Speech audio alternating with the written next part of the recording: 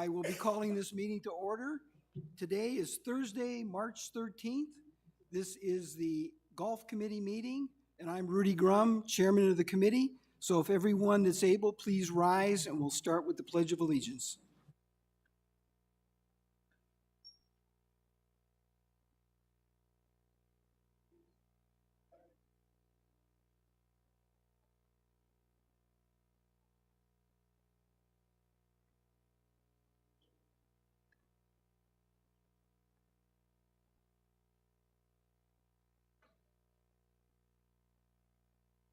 All right, the Golf Committee meeting is called to order at 1:30 p.m. First item of business, after following the Pledge of Allegiance, quorum has been established. All 9 members of the committee are present, and I will read our now abbreviated meeting procedures. The governing board and its committees conduct all their meetings in compliance with the Arizona Planned Community Association open meeting laws per ARS Section 33-1804 and in concert with the Recreation Center's Sun City West bylaws, policies, and standing rules. Parliamentary procedures, as outlined in the most recent edition of Robert's Rules of Orders, will also be followed in all meetings as appropriate, consistent with Bylaw 3.07 and Standing Rules number 2 and 3. Moving on, we have the minutes from our February 6th meeting. They were posted online and they were distributed to all members. Do I have any changes, corrections, or additions from anyone that need to be made? Seeing none, the minutes will stand as presented. Our next item of business is Mr. Pat O'Hara, 3.01 with the Golf Operations Report. Good afternoon, Pat. Good afternoon. Welcome, everyone. All right, I have a few slides I'd like to share for this meeting. Been a new one, though. Oh man, this is good. Good job. Up on this slide right here, we've got our upcoming events and our past events as well. A couple of footnotes to this. Next tournament for us is the Sun City West Classic, March 29th and 30th. And then we go into May with Swing into Spring. We just finished, as you'll see here in a moment, our men's round robin event over at Pebblebrook. Would like to mention the first 8 events of the year. So for this year, we've had over 950 participants in our events.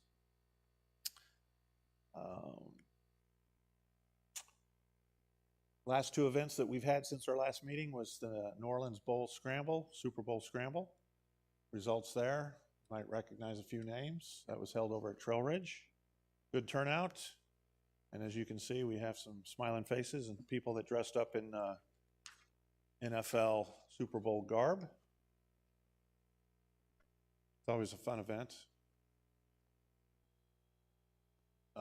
This last weekend, we, as I mentioned, the men's round robin match play. This is a unique event. It's 2 days. They play 5 9-hole matches. We had 72 players. Play each team in your flight. Flights are 6 teams each. We had 6 flights. Play 3 matches, 27 holes on Saturday, 18 on Sunday. So that's what's unique about it, and the weather was perfect. Couple winners there. Always smiling, aren't they? Which is good. Call center. I wanted to update everyone on our call center and our, not our challenges, it's a good thing. Our residents are showing increased usage on our portal, so they're taking care of themselves. Last month, I mentioned that our calls were 15% less than prior year. It's bumped up to 19% through February. We've adjusted our staff to reflect that, so we've modified our employees to reflect the number of calls, and it's been beneficial. Talked to Julie just a minute ago, but we still got a challenge there, so we'll work on that. But it's good. As you can see, 23,000 phone calls so far this year. So they stay fairly busy back there, and it's been really, really good. Frost delay. Our last meeting, we talked about frost delays and how we administer those. There's really two ways to do it, and we'll see that here in a second, but I wanted to give you some background. January 2025, we had 8 cart path restrictions and 10 frost delays. December, we had 3 cart path restrictions and 0 frost delays. And I put both years together. These are the last 2 years. We've changed our December, January tee times from 7:30 to 8 o'clock, and this has offset a lot of our frost delays. So there's the history of what we've had recently in frost delays and cart paths. The 2 ways in which we can deal with frost delays is to cut tee times. So if it's a 2-hour frost delay, we start at 8 o'clock. First tee time's 10 o'clock. We cut everybody up until 10 o'clock and start from scratch. We're kind of unique in the sense that it doesn't really work for us that way because of 2 things. One, we have a lot of pre-booked tee times, group play.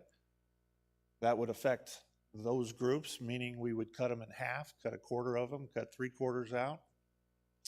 And what we have found during our research is that these groups stick around and play. They play as a unit. So they don't like the delay, but although there is one, they stay and play. The flip side to that is a lot of times tee times right before 1:30, which is our twilight time, might not go get filled. So we're able to push some of those tee times back and still get a full rate. So as you see here in this explanation here, for example, our comparison of a 2-hour frost delay, we lost 62 rounds, and it cost us almost $3,400. By cutting the 2 hours off the tee sheet, we lose 448 rounds, and I took the Kachina rate, so it's $11,000 loss there. So although we don't like frost delays, the way we manage them is the best way from a financial standpoint. Just kind of, it's just kind of a nuisance more than anything else. So I wanted to share that information with you. Moving forward, I wanted to kind of address this. Yes, Rudy. Just one question. When a frost delay or any other type of delay is put in place, how are the players notified, or how easy is it for the players to find out a delay is in place? Right. So this last year we changed our phone system. We went to a internet-based, I guess is the best way to say that. And it changed the way we handled our frost delays, because in the past we were able to have one phone number with 7 different subsets or sub numbers that we could have the golf course control their message. With the new phone system, we lost that technology and we became one phone number trying to communicate to all 7 golf courses through that one phone number.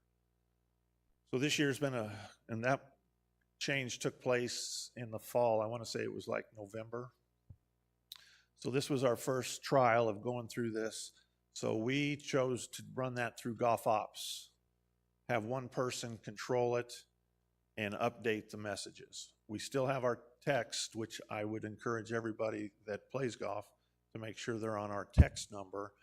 That's a communication that is given through Todd's office first thing in the morning. Hey, we're going to have an hour frost delay. All subsequent updates are handled through Golf Ops, and we're trying to do that on a regular basis, but we're finding that can be a challenge as well. So we're hoping as we progress through this season and have a summer to work through this, that we'll have a very concise way of communicating our message. Okay? Yeah. Quick question. I used to have a Canadian phone number, which has changed many years ago. Could not get those notifications. I'm wondering if that's been fixed. Last I heard, it has not. Canadians are still having some challenges with that particular, I don't know if it's the area code. I don't know what it is, international call. Yeah, so that's something that we're still looking at. Yeah. Pat? Yes. Just a comment on the cart path restrictions and the frost delays. I think the piece that's missing that you don't really know is how many people cancel or don't show up, because you don't keep track of that. No. So we don't really know. at the end of the day, how much lost revenue because people are being pushed so much later, they can't play even 9 holes because it's getting dark. So that's just a comment and an observation. It would be helpful if you would have a way of electronically doing that on the tee sheets. And this will be something for your software person, I'm sure, because we're missing half of the story. So 2 things on that. One, every frost delay is different because it's a different day of the week. Case in point, a Wednesday frost Right. delay is totally different than a Monday.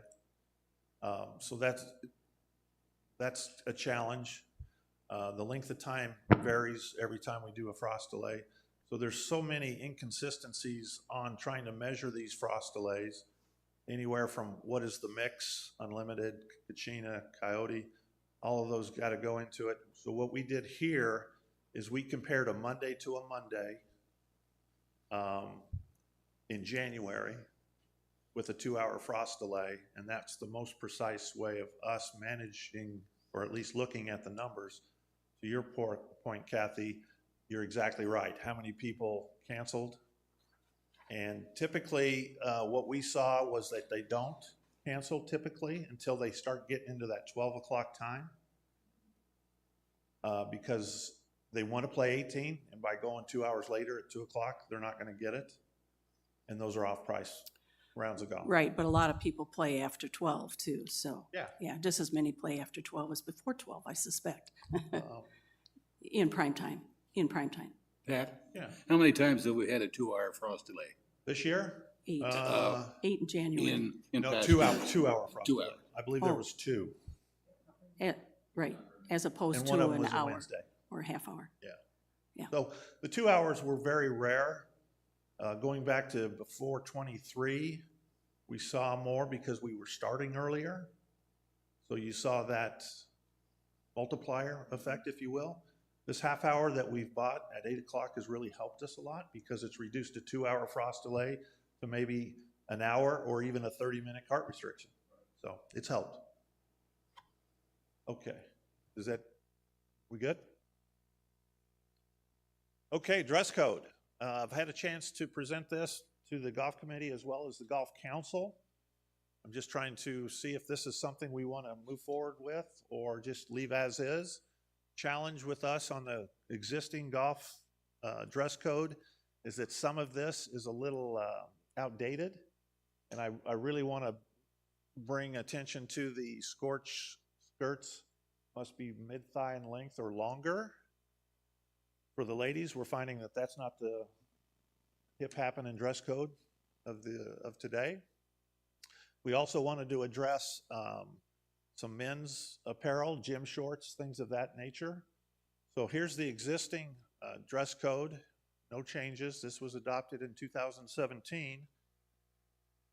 Comments made both by this committee and the golf council are listed up here. Took that into advisement, trying to see where we want to go with this. One thing that came out was denim, and we've kind of landed on that denim's okay if it's in good repair. It looks nice. We don't see a lot of denim in July, of course. It's usually in that January, February, December months. We even talked about just saying denim during the cool months, but I don't want to make that decision. If it's cool on March 1st, let them wear it. If it's, again, looks nice. So this is kind of where we've come to so far. Reading through this, I wanted to state, in order for our golfers to have a pleasant atmosphere in which to enjoy our golf facilities and services, the following dress code is in effect on each of our 7 golf courses, practice facilities, and putting greens, because that was what was missing prior to. People would go out to the putting green in a tank top for the men, maybe a swimsuit for the ladies, and practice on the putting green. And although we included it internally, it wasn't stated that way. So we wanted to make sure that was stated. Tried to make this as user-friendly as possible. We're not trying to keep people from playing. We're just trying to make sure that everybody feels comfortable in this environment. And we've also included on the right here of this slide All clothing must be hemmed and free of holes and tears. Any clothing displaying profanity, inappropriate wording, or controversial messages will not be considered appropriate. If in doubt, the final determination of appropriate clothing will be determined by the golf shop staff on duty. Players must comply with their judgment. With this, what would go along with this would be a visual selling tool of this is correct apparel, this is incorrect. And this, I believe, would help us control this. Not that it's out of control, it's enough of a headache that it causes challenge through the season. So I'm asking for some feedback on this, if this is something that we could agree to, or do we need to continue to work on this? These ladies' shirts in the picture are not acceptable, or the lady swinging Oops, hang on. with the red shirt on, is that acceptable attire? So on this slide right here, the racer back is not acceptable at this time. The shorts up at the top are an illustration of how shorts are not mid-thigh any longer. But what we've landed on is our racer backs are not approved in this current rendition, yes.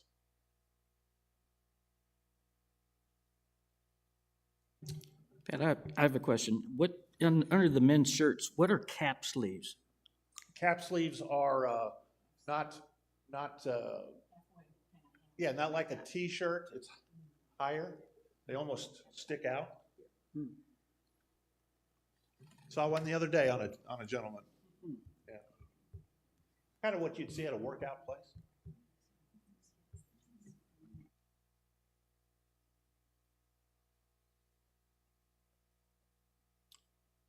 Pat, Yes. I don't want to start a conversation that goes the wrong direction, but what's offensive about women wearing racerbacks? The feedback that I got was that it was a little bit too much exposure, and it's all about taste and comfort levels, and I think a lot of it is who's trying to pull off what. To tell you the honest truth, it's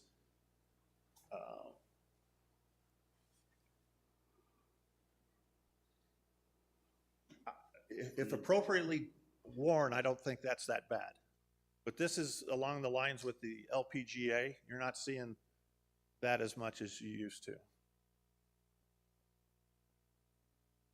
Say that last sentence I again. said the LPGA has kind of pulled away a little bit from this as well.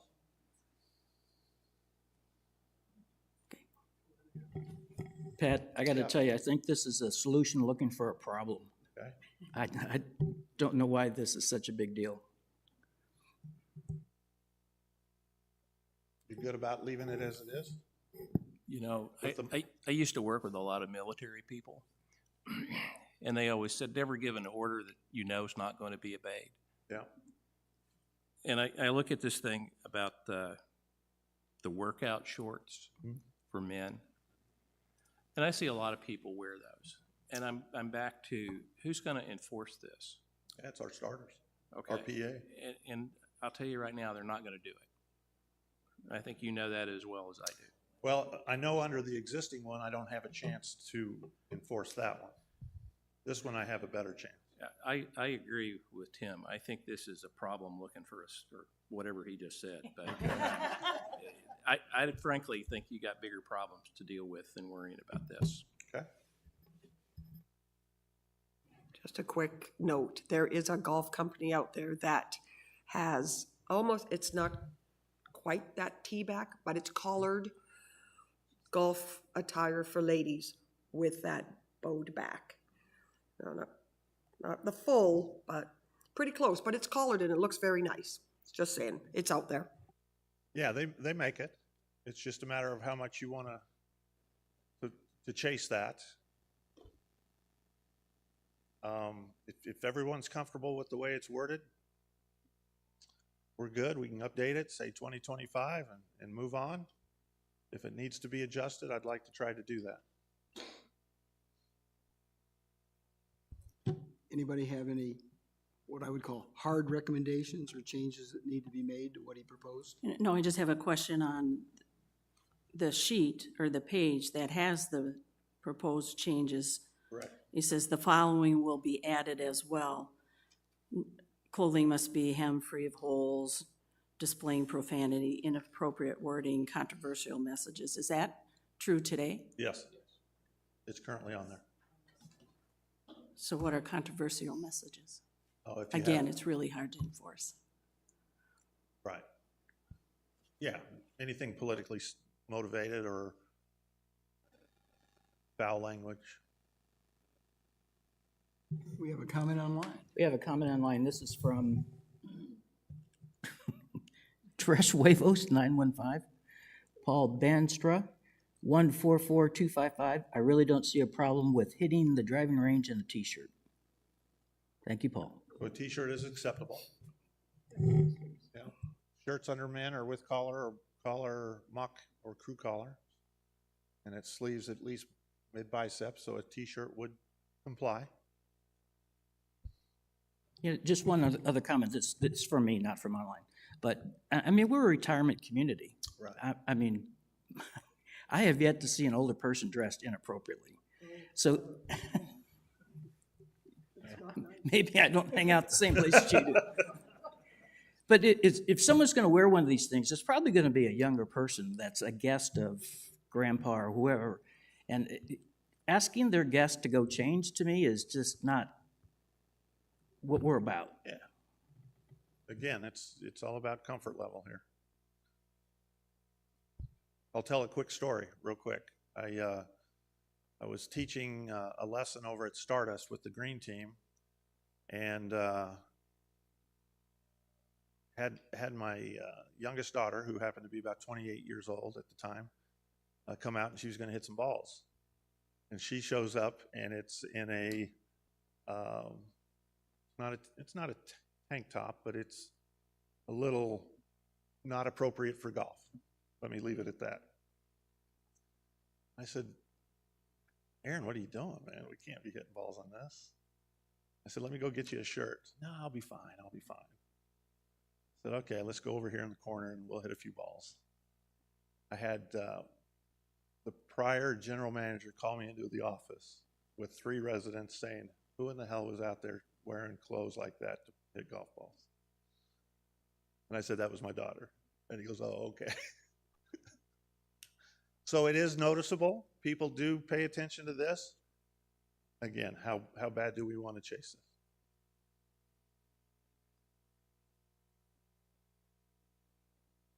this?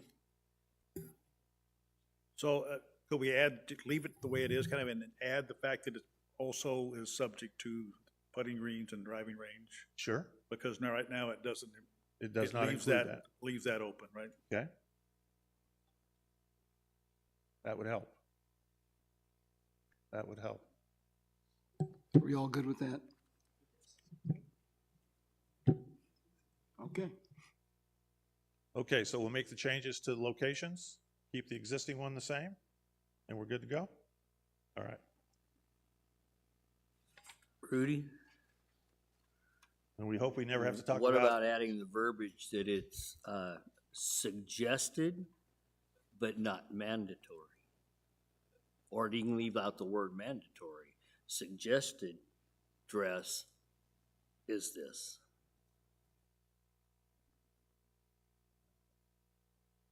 Yeah, I think I would rather have it outlined, if at all possible.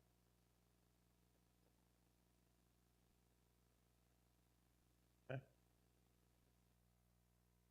All right, very good. We'll make the change.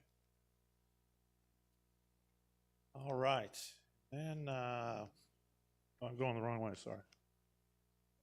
One of these days, Todd. Carts. And again, I appreciate everybody's willingness to help in this area. We're seeing improvements in our golf courses as far as the fairways.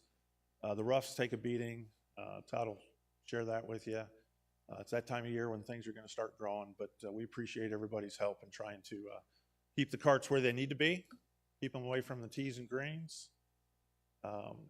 Anybody that gets sees something like that, please take a picture, send it to me. We'll try to identify that individual and share with them the rules that we have. But it's been a lot better, so I appreciate everybody's help.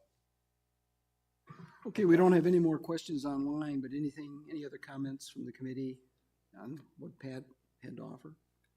If not, anyone in the audience would like to see us change anything? Okay. Thank you, Pat. We'll move on to our next presentation, which is Mr. Todd Patty with All right, good afternoon. Good afternoon.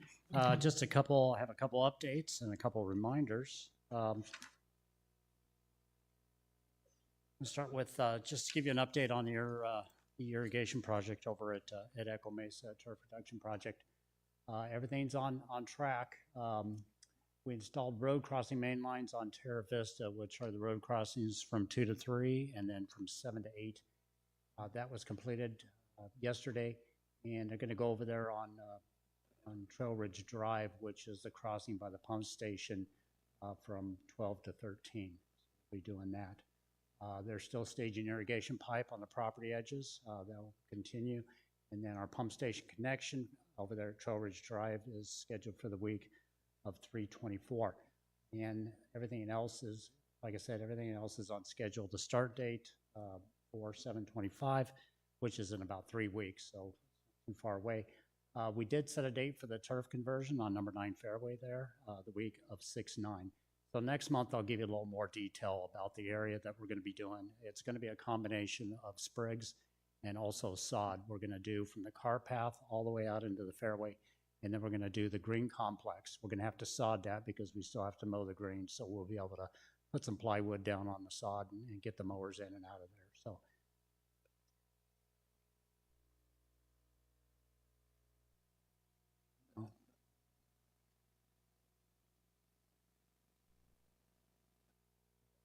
Barry, I need some help.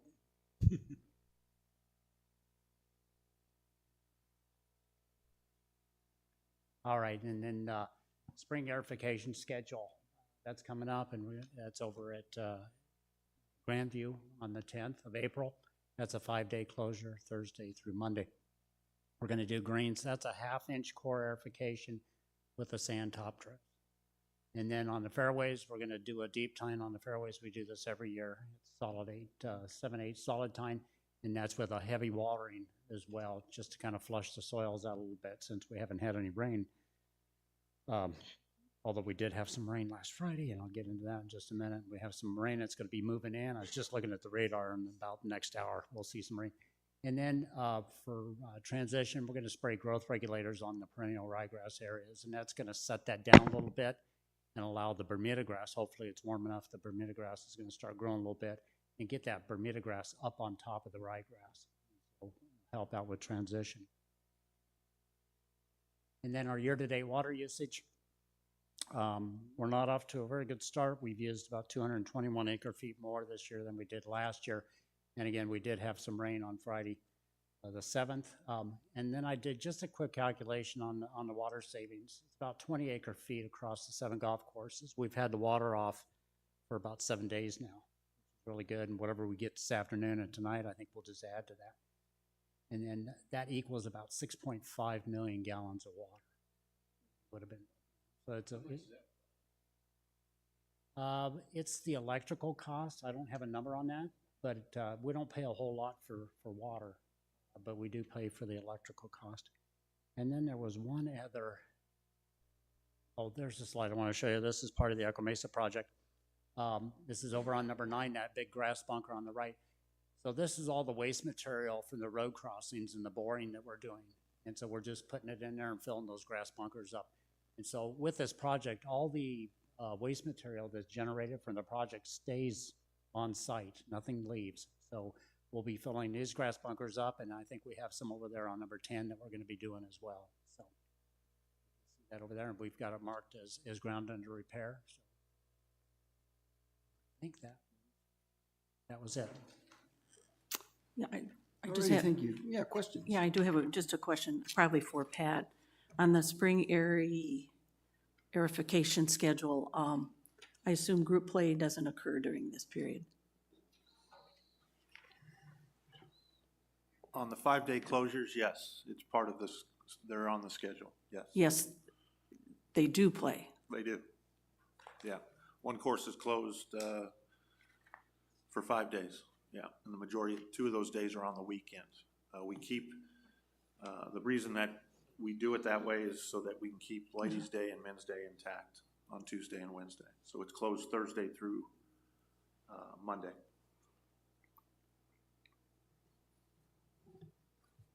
I have a couple of questions for Todd. One not pertaining to what you were just saying. The first one is, you said you were going to reduce the tee boxes when Echo Mesa closes. You're going to shave down and make them flatter, right? Yes, So- we're gonna do a little work on the tee boxes. Number 3 is the big one where we're gonna drop that down to cart. Okay. Are you going to Back up. utilize that? You were Pardon? saying you were utilizing the leftover to fill the grassy bunkers, so you'll be utilizing that material as Yes, well? yes, Okay. absolutely. So my second question, not pertaining at all to Echo Mesa, I'm still back to Trail Ridge number 1. And I'd still like to see those red tees moved.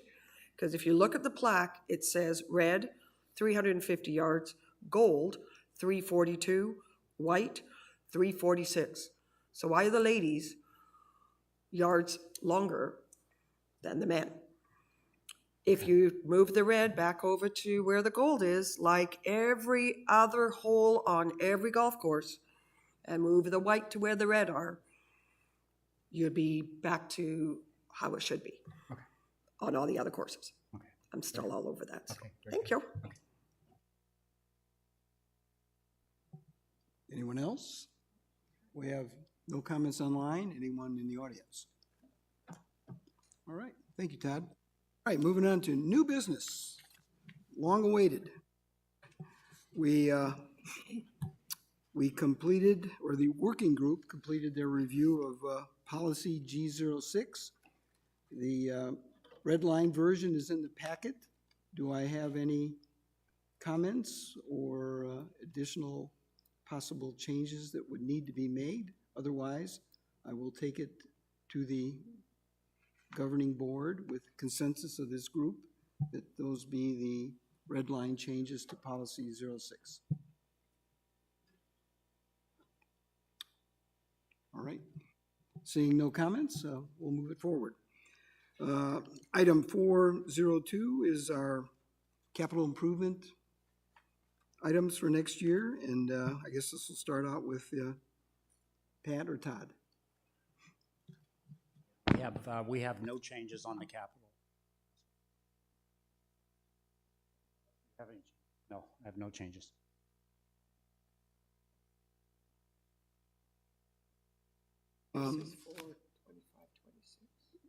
Right, so let's see, do we need to make a recommendation that, to the board on this, that there be nothing pulled out?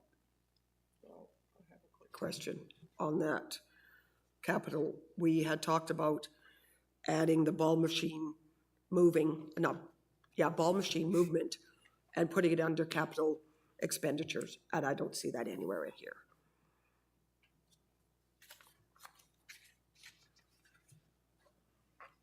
We did that a few months ago, talked about that, so just, Done in conjunction with. Tying that in with parking lots, I believe. And I don't believe any parking lots are scheduled to be replaced this year. Could I make a comment about that? Yeah. One of the courses, the ball machine was moved, and there was just a small trench dug in the parking lot. Also at Deer Valley, when they put in the flagpole, they didn't have electricity out there for lighting. They were trying to do solar, but it didn't work. So they very easily ran a line out there. So it can't be that expensive. It's just a matter of having the will to do it. Well, there's the cost of, if I may, yes, it's very easy to trench and run facilities out there. But to do it right, we really should have covered, lit facilities for those ball machines sitting out instead of just sitting out in the middle with subjected to the sun and weather elements and all that. So if we're gonna do that, that's a whole other animal, and that's gonna be a lot more expensive than just trenching and getting power out there. So, which we can do if that's something that this committee would like us to put together. We could do a rotation, maybe do a couple a year or something like that till we get them all done. But I gotta imagine it's gonna be, I don't know, it'll be pretty expensive. Well, neither Grandview nor Pebblebrook are covered.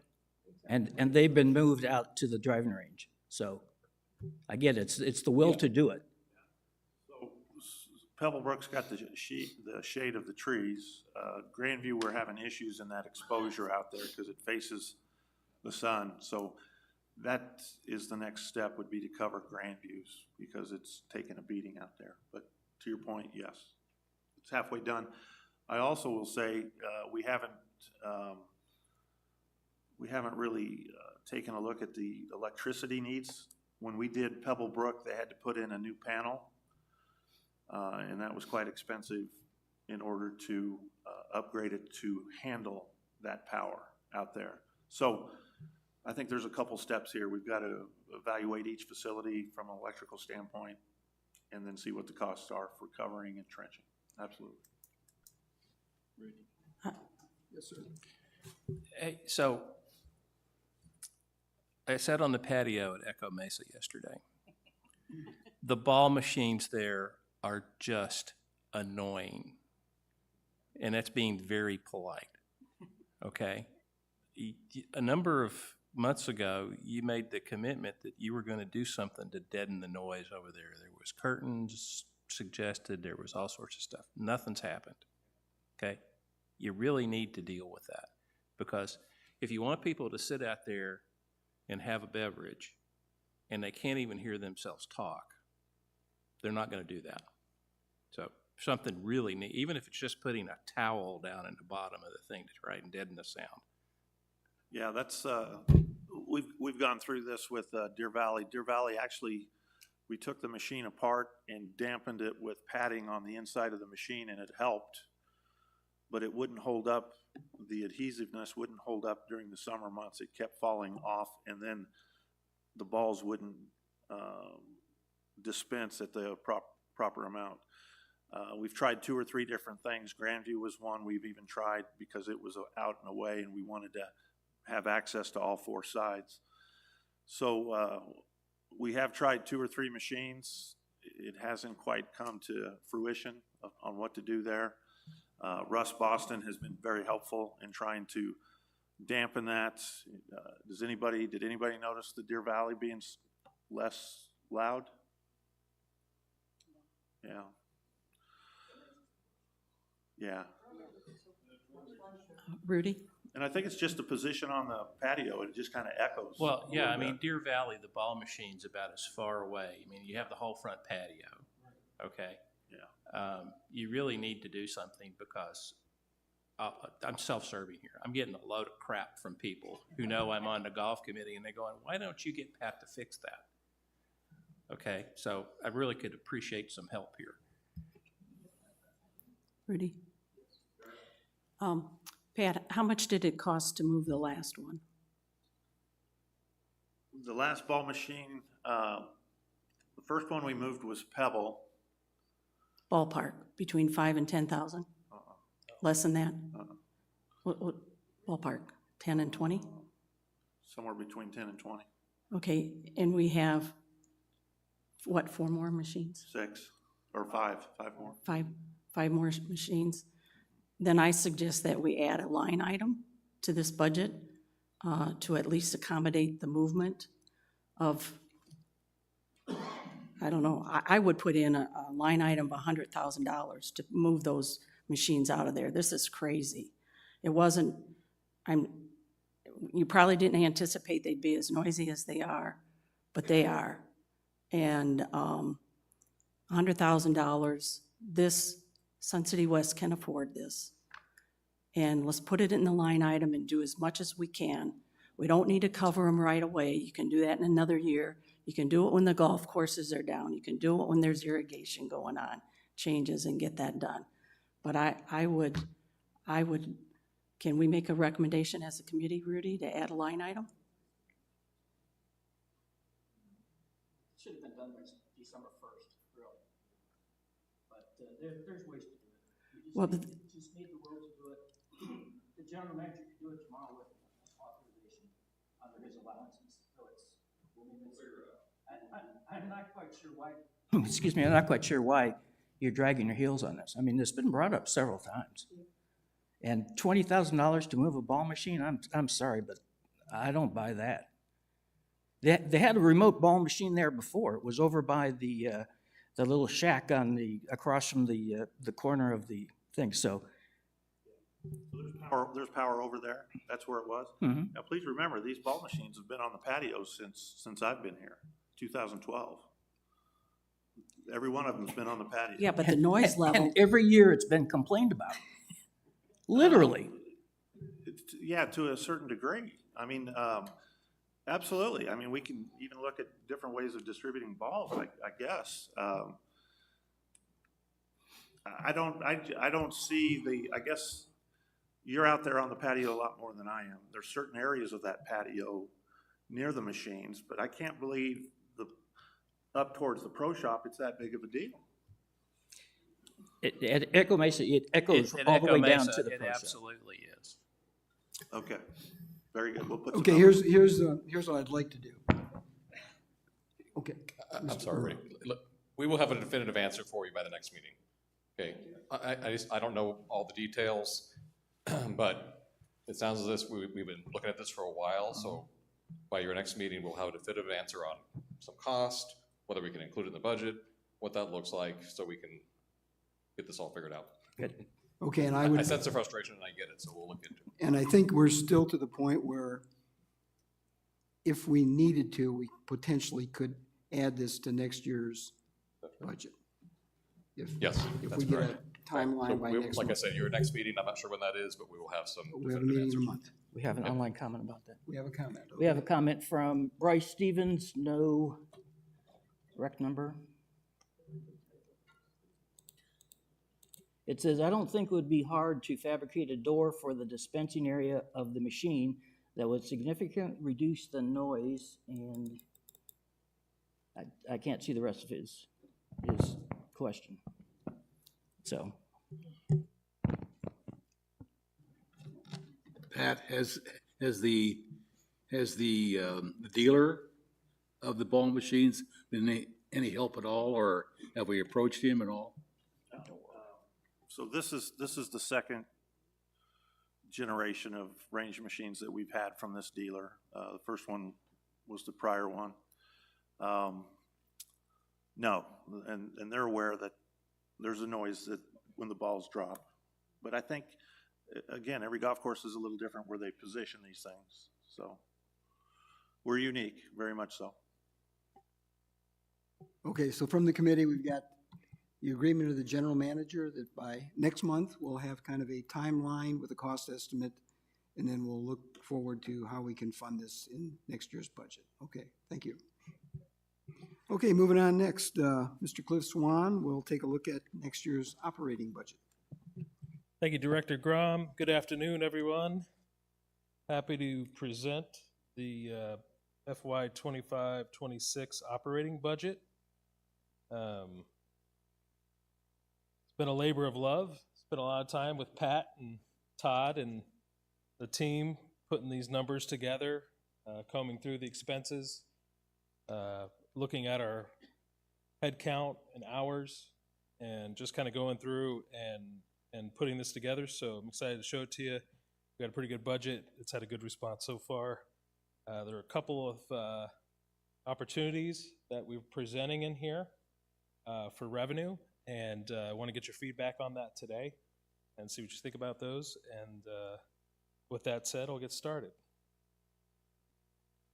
So our budget goals are, these are goals across the association, and some of the former BNF members are very familiar with these goals. And the first and primary goal is to keep the place looking nice, really. I mean, that's really what it's all about. We've got a tremendous facility here, and our main goal of our budget is to keep it looking nice. So Another objective or goal of this budget is to meet or exceed our minimum reserve funding requirement. So for golf does operate at a deficit, but it is an amenity in the community. Our golfers get a tremendous golf rate for living in this community, and they should get a tremendous golf rate. And we do that. At the same time, we have to be good stewards of our revenue and keeping the place, looking nice, of course, but the golfers do pay to golf, so there's a balance there, and it is an amenity. But we want to make sure we continue to provide that great bargain for our community golfers. And then we want to continue to invest in new capital projects. We just, at length, talked about an investment that we need to make, which is ball machine shacks and moved. So that would be an example of a new capital item. But the new capital really is to keep it's not just new, it's enhancing what we have. So it's to keep the community vibrant, keep it competitive with other communities, and this budget does that as well. And finally, we need to strive to maintain the standards, the high standards that you've come to appreciate here as a community member. And this budget does that. There's no cut in any services. There's no cut in any area that we're providing service. If anything, there's enhancements in here. So those are the goals of this budget. So I'm going to give you a little spoiler alert here. This is how we're going to finish for the year. I took my crystal ball out and my magic 8-ball, and we're going to end up a little bit behind on rounds. I'm forecasting. We budgeted 320,000 rounds. I think we're going to end up about 318, about 319, about 1,300 rounds off of what we budgeted. That'll create a little bit of a deficit in terms of what we budgeted in terms of revenue of 150,000. On the expense side, we're going to save 160,000. So we're going to come in right at budget. I anticipate us coming in right at budget in the forecast. So the forecast is important because it really sets the tone for the budget that we put together. So we anticipate kind of all these movers and shakers on the expense side, the revenue impacts, and we anticipate coming in right at budget, maybe a little favorable. So when we put the budget together, talked about head counts and positions and FTEs. I just wanted to give some insights into our two subdivisions of golf, which are really big enough to be their own divisions, but they fall within the golf division, and that's our golf ops and our golf maintenance division. So golf operations is Mr. Patrick O'Hara and his team. We've got 149 positions in his division. Now, a lot of his positions are seasonal and part-time, so there's only 49 FTEs made up of that 149 positions. So when we take all those hours and put them together, they add up to about 49 full-time equivalents, which is about 7 FTEs per golf course. Spread that out over the 7 courses. So, when we look at our FTEs and our golf operations area, one of the questions we got from our Budget and Finance Committee was, how does that compare to the industry, the golf industry? And from an operations perspective, it's hard to get an exact operational comparative because a lot of golf courses are just different. Some golf courses have large pro shops, some have snack bars, some have restaurants, some have banquet houses, some outsource their labor. So it's really hard to find an accurate kind of national average. But what we did is Pat pulled these 3 golf courses and their community golf courses, so those are pretty similar to us, although there still are differences. He called his counterparts at the Grand and Sun City and Pebblebrook, and it got their average FTEs per golf course. And when we average those out, it averages at about 10.3 FTEs per golf course. So we're well within like golf course communities at 7 FTEs per golf course. So we feel good about that number. Now, from the golf maintenance division, we got Todd Patty and his team, and he's got 86 positions, and with the overtime, it's 87 FTEs in his division in terms of hours. And again, Todd's maintenance division, we do have comparables there, national comparables, because it's a little more objective and not so subjective when it comes to running the maintenance part of a golf course.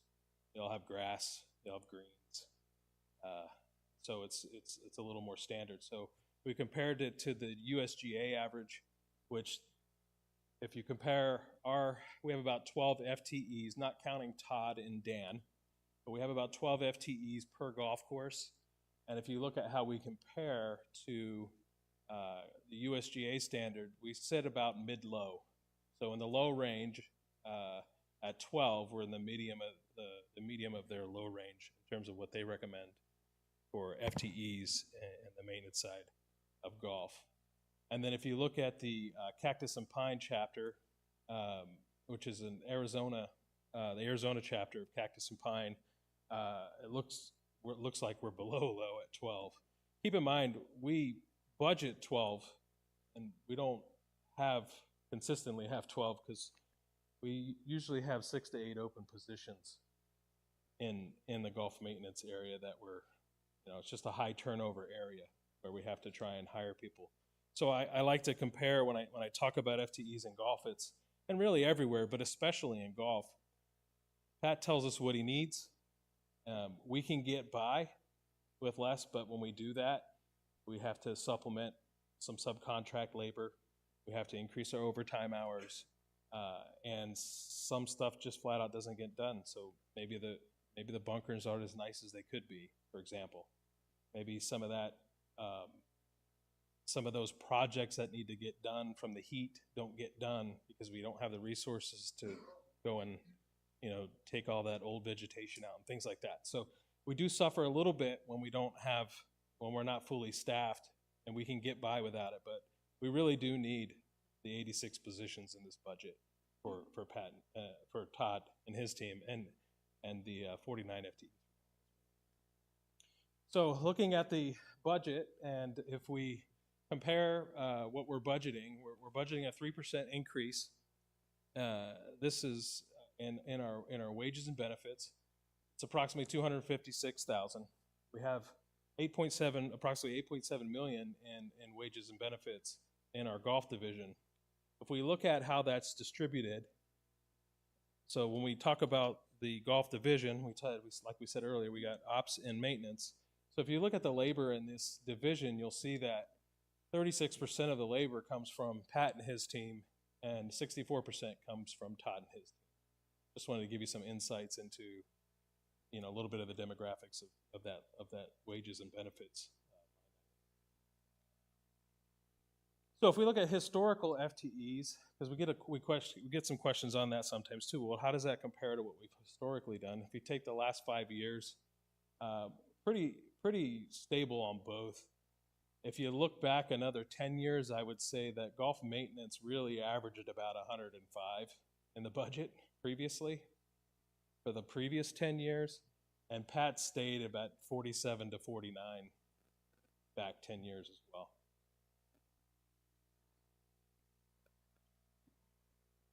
So one position that's creating the increase, and it's a small amount of the increase, but it is contributing to it, is we've taken, and previously we had a green team person who worked for us, but was able to volunteer off hours to handle our green team, coordinate our green team program.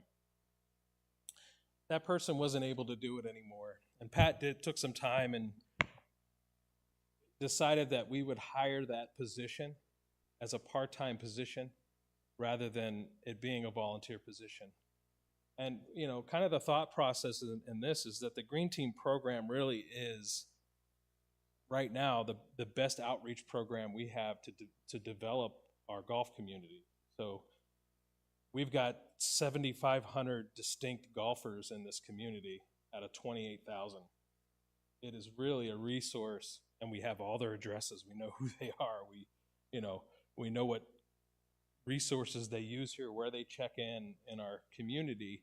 And this Green Team program is really our best outreach to our community that for people who aren't golfing. I've got 2 people in my finance department that live in the community that went through Green Team and now are regular golfers twice a week. They didn't golf a lick before they moved here.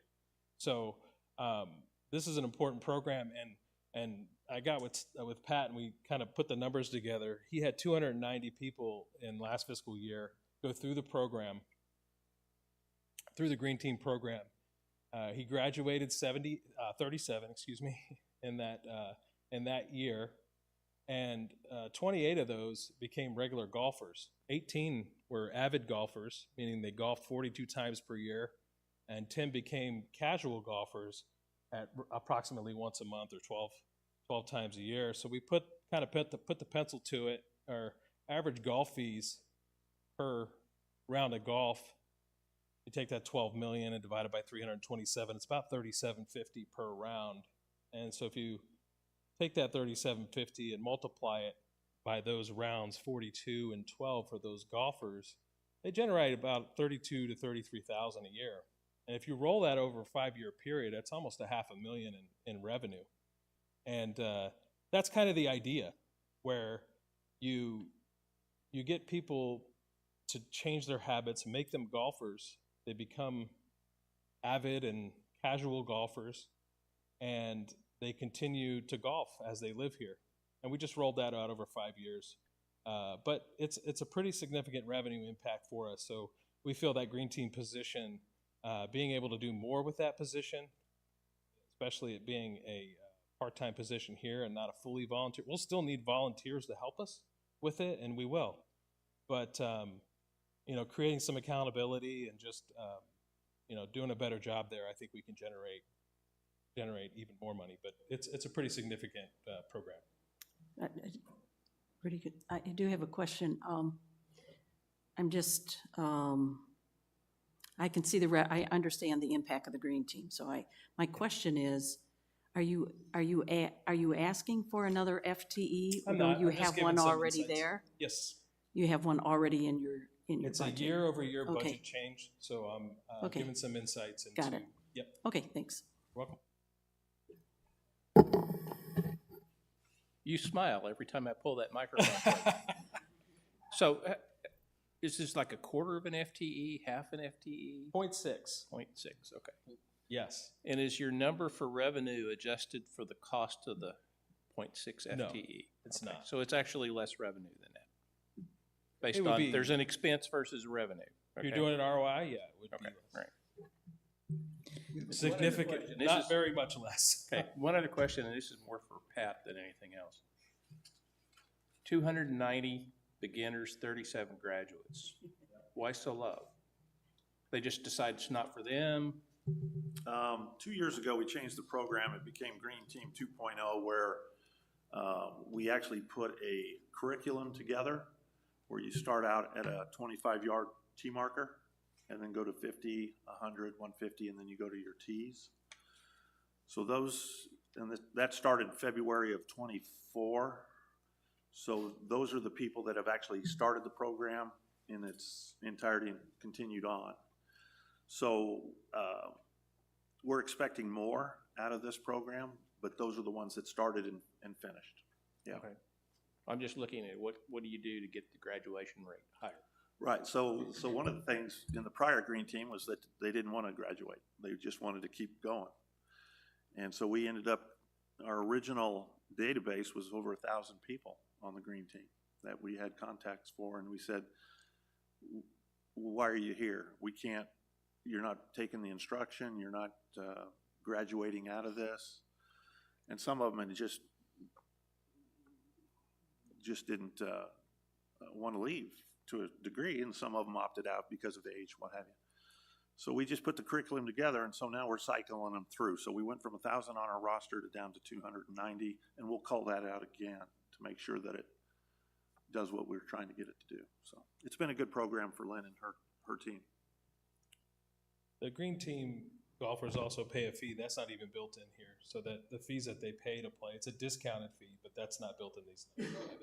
This is just incremental as they become regular golfers.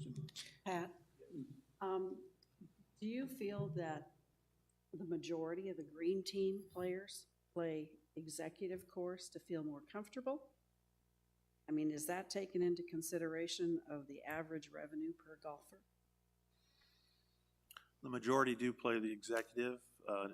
In doing a deep dive on this, we've sold 5 annual cards to the green team, Kachina Coyotes, 9 range ball cards, but the majority of them do play the executive, but some have graduated on to even regulation men's and ladies league.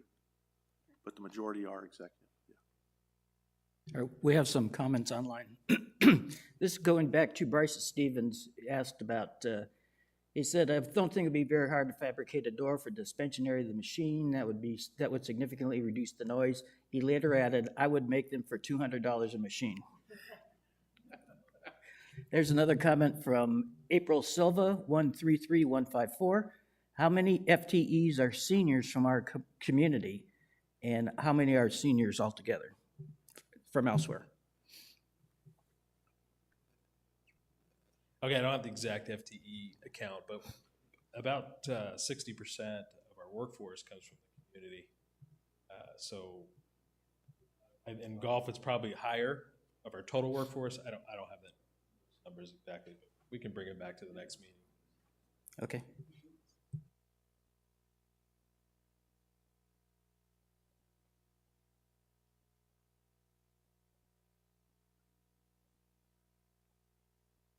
Can I continue? Oh, okay. All right, so that's green team. So again, we talked about the increase in wages and benefits, and in this budget we put together, there's an overall 3% increase in wages and benefits. Some of the contributing factors out of that, one, when you compare the forecast to the year, you've got 6 months of this year where we had an increase this January that we didn't have in the last 6 months of last year. So there's always going to be an increase just simply because of that year over year. There's also a up to 4% we put in this budget to address our merit increase that we do, our yearly merit increase, as well as to address any compression issues that we may get from minimum wage. And then finally, if we have to go to market or relook at a position and reevaluate a position because we're having trouble hiring it or we have a high turnover rate in a position, we need some money in the budget to be able to do that if it's necessary. Keep in mind, that's a bucket of money, really, at the end of the day, and anything that doesn't get spent in that goes back into the reserve fund, okay? You'll notice in the projection there's, I don't know, $220,000 in favorable variance in wages and benefits. If there's a variance, if there's a positive variance in there, it stays right in the reserve fund. Okay, but that's what the 4% is, and then we put a 50-cent minimum wage increase in there. We won't find out what the minimum wage is increase until September. So September of 25, we won't figure out what the 2026 increase will be, but that'll have a 6-month impact in the budget as well. So, and then finally, workers' comp insurance. I encourage you to watch our March 4th Budget and Finance Committee meeting. We had a great presentation on our workers' comp. Fortunately, we're still paying for 2022 in our EMOD. It was not a good year for us, but we're trending in the right direction. And there's some, in 2027, we could potentially have a decrease. But until we flush out 2022, it's going to kind of hang with us. So it's impacting our EMOD, put a 20% increase for workers' comp insurance. Cliff, what is that in terms of dollars? The 20% increase, I don't know specifically what it is. I can get it back to you, tell you what it is. I don't have that number right in front Doesn't of me. need to be specific ballpark? It's $50,000 for the whole association. Okay. So, yeah. Yep. I'm sorry, the minimum wage increase, I'm assuming that has a ripple effect through different positions, It does, yes. that's what you meant by the compression, is that what? Yes, sir. Okay. Yep. Yeah, that minimum wage can impact us, especially in low skill labor areas, because if you have to, we really have to be on the market for golf because it's very competitive. And so we're already on the market when it comes to, as I would say, it's probably one of our best to market job comparison wage rate that we have. And, but yes, when in the low skill areas, when the minimum wage goes up, it really creates a compression problem because you have to stay competitive and stay above minimum wage, and then all those positions right above it get impacted.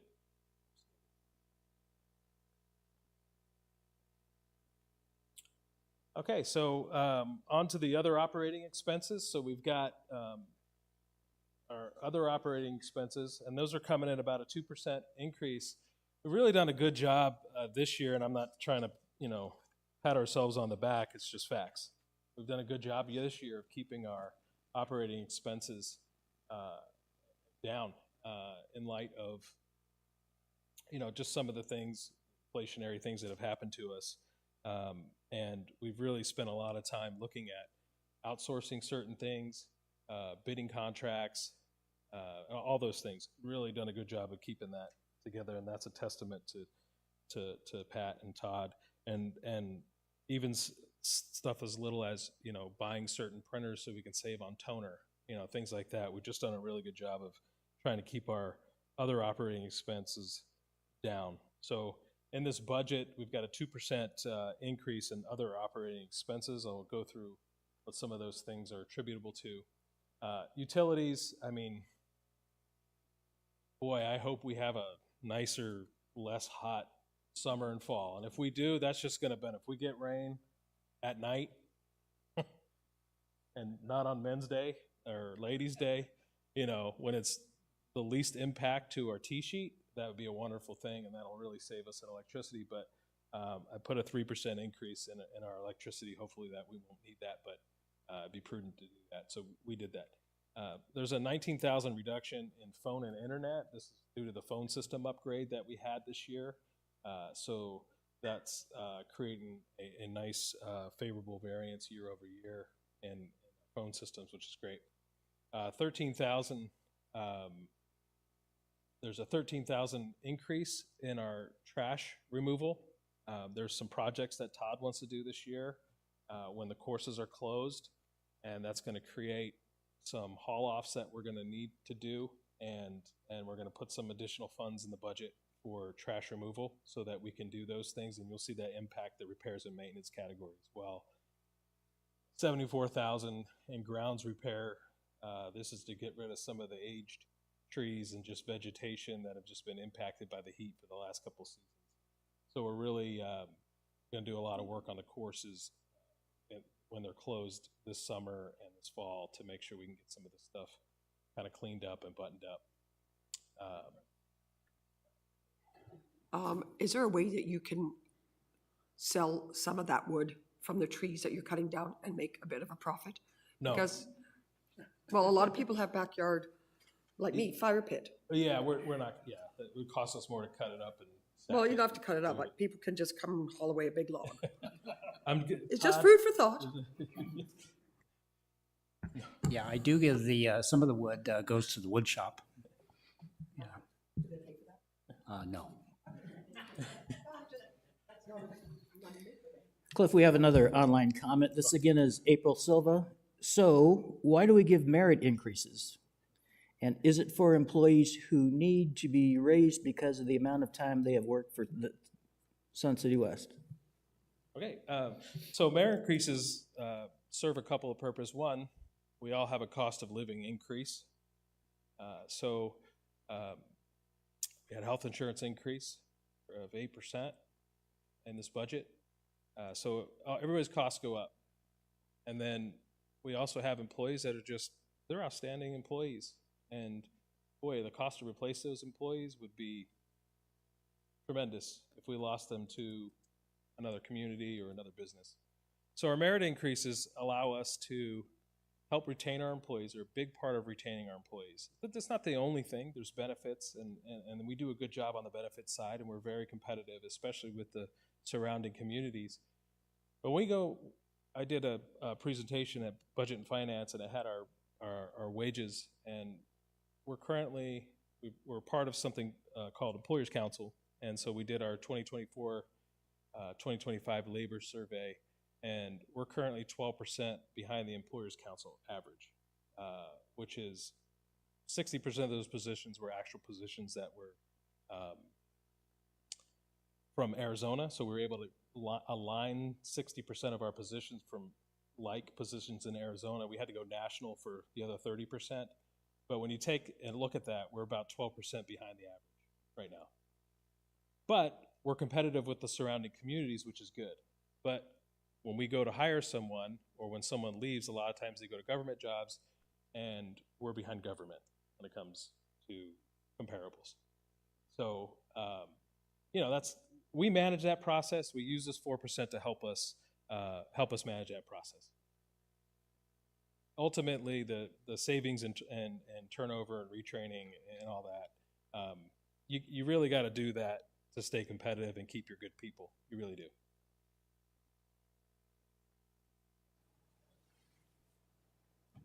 All right, so moving down the line, we are at now 25,000 reduction. So we have no cart path repairs this year. So we had some, when I say this year, in this budget, this year we had some, and that creates a savings of 25,000 because we don't have that to do next year. There's an 18,000 reduction in our rolling stock. So we got some newer equipment, and the older equipment we're able to part out and use those parts because we stay with Toro. That's one of the benefits. And Todd's done a really good job in his mechanics of making sure that we're stripping those old pieces of equipment and utilizing those parts where we can, and then keeping up on, through our reserve study, replacing those older pieces of equipment that become a burden on us in our mechanic shop. And then looking at our landscape maintenance category, we're budgeting a 29,000 increase in our landscape maintenance for drain tiles and French drains around the cart paths and in the fairways. Todd's gonna spend some time again this off season doing some much needed maintenance in those areas to help keep our courses draining properly, and keep the grounds from pooling up in those areas. So that's in this budget. There's a $27,000 reduction in sprinkler repairs, and again, with these irrigation projects, one good byproduct of that is all of the sprinkler heads that we take out of Grandview, that we took out of Grandview, can be repurposed. So we're not buying sprinkler heads, as well as the new sprinkler heads that get installed have a 10-year warranty. Have a 10-year warranty on the new sprinkler heads. So that's an operational efficiency that we'll continue to see as we complete these irrigation projects. And in fact, we anticipate a $27,000 reduction in sprinkler repairs for next year. Due to that, there's a $19,000 increase in chemicals and fertilizers. Todd thinks we're going to need that for next year, and that's why it's in this budget, based on what he's hearing on the chemicals and fertilizers. Grass seed, fortunately, we're going to keep flat. There's been some positive feedback on that, and we feel like we can keep our expense flat year over year for grass seed.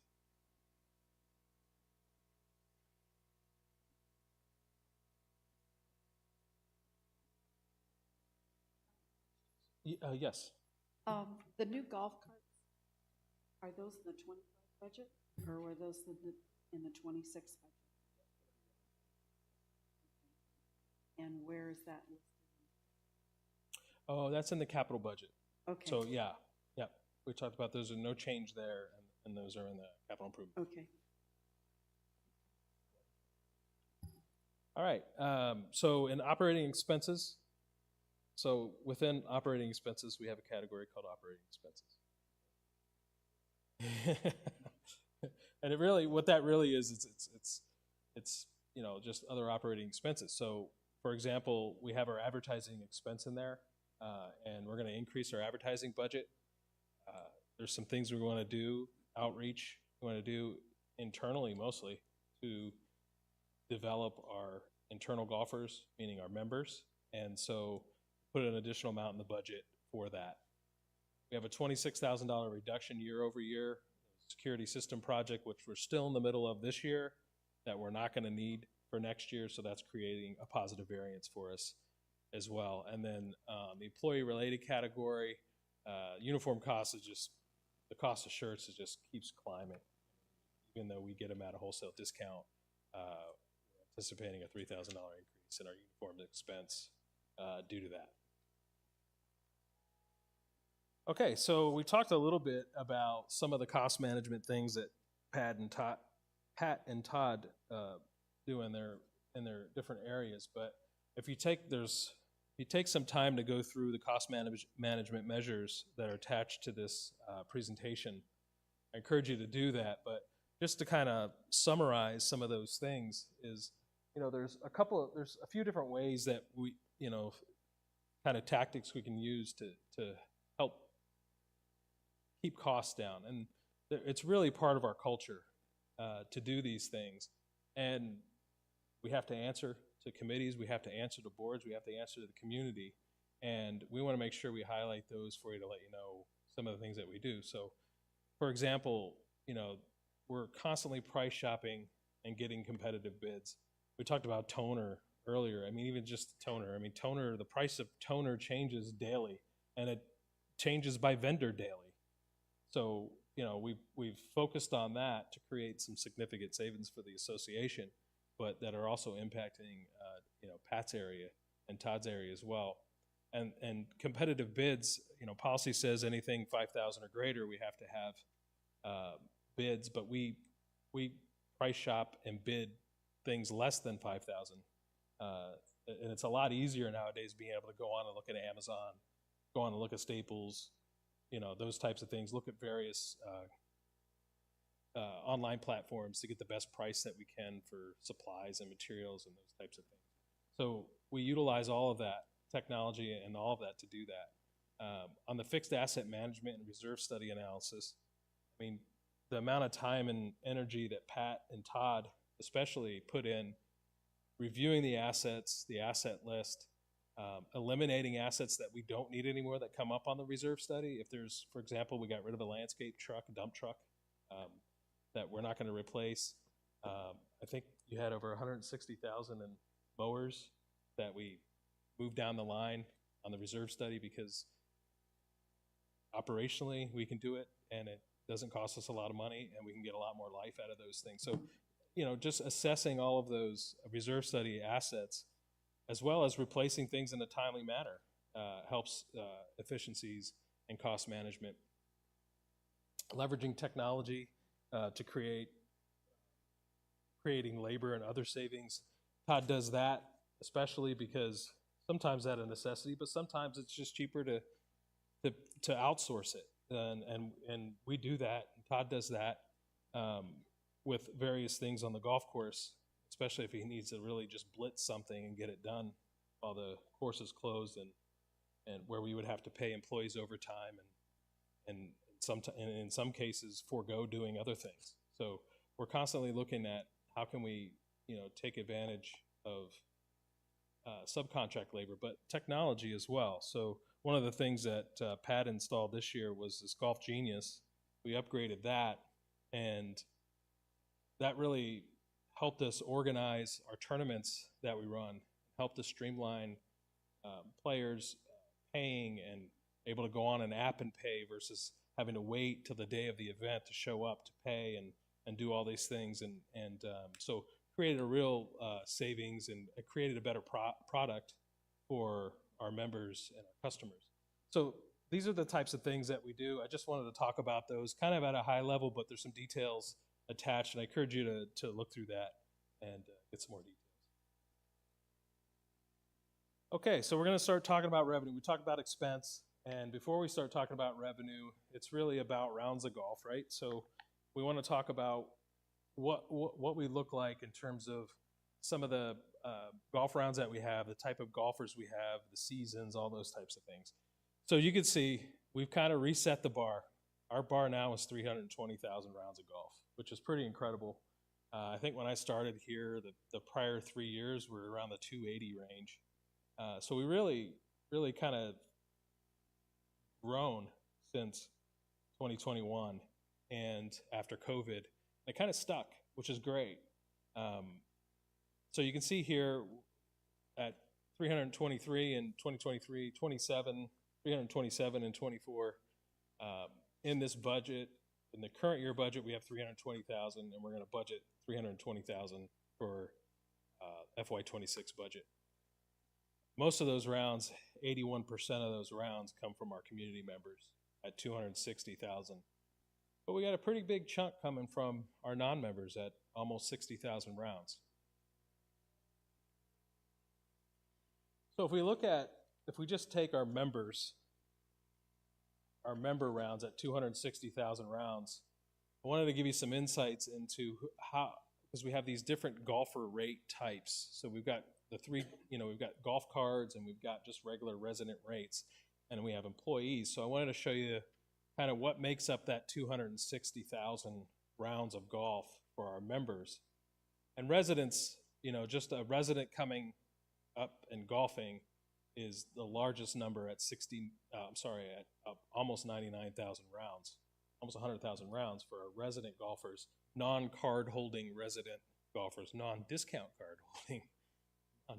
golf card holding resident members. And but Kachina at almost 63,000 rounds is second, and then Coyote at 47, and then the unlimited card holders are golfing approximately 31,000 rounds. So you can kind of see Twilight's really grown at 9,200. So this kind of gives you some insights when we put the budget together from the revenue side, what we look at and where we can target, what happens when we do it, where it comes from. And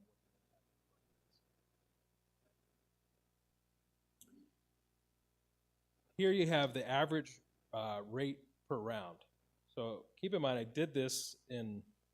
put this budget together in January, but I was able to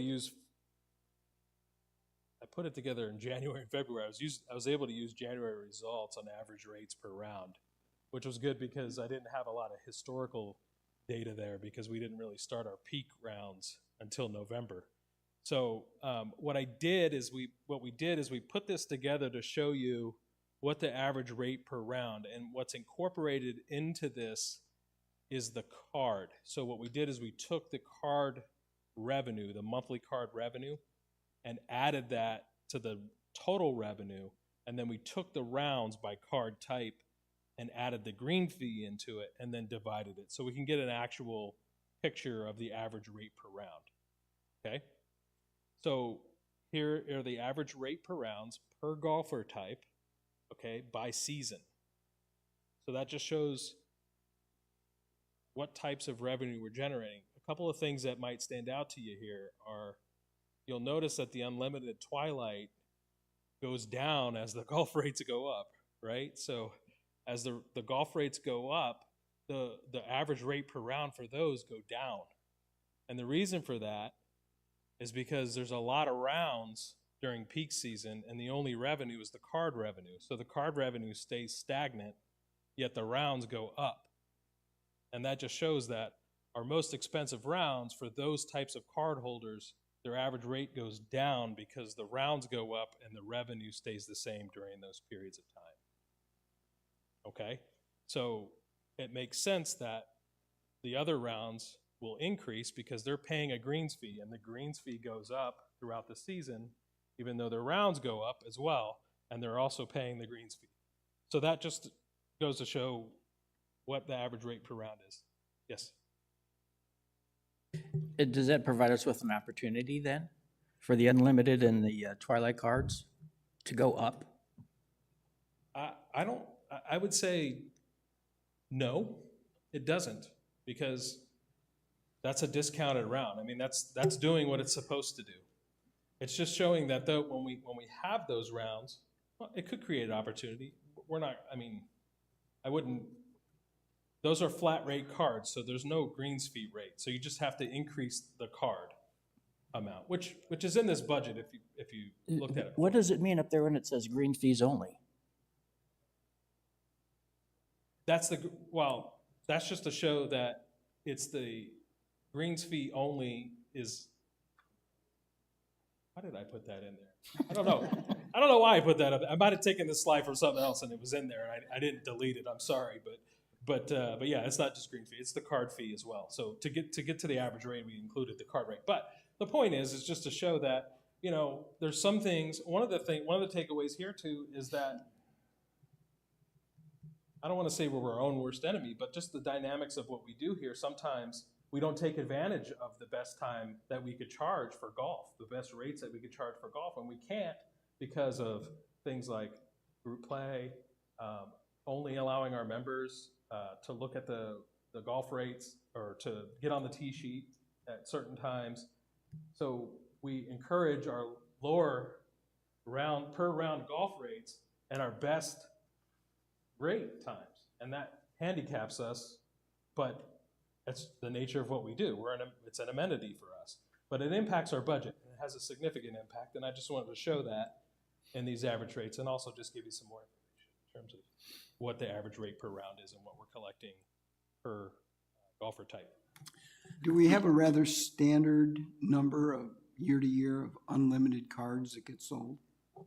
Yeah, they've increased over time, but I think we have, what do we have, about 180 unlimited card holders? I thought it was like 130. No, I think it's at least 160, I'm pretty sure, but I can get that. It's on the CFO golf report, actually. Yeah, even so, if it's, let's say it's 180. Yeah. You're saying then that those people are playing over 30,000 rounds of golf. Yes. And would a high majority of those rounds be during peak season? Well, yes. Yeah. Okay. Yeah. I think it's pretty even. Cliff, here's, Peak season's 6 months, so it's automatically going to be more rounds. But Phil, I'm looking at the types of cards.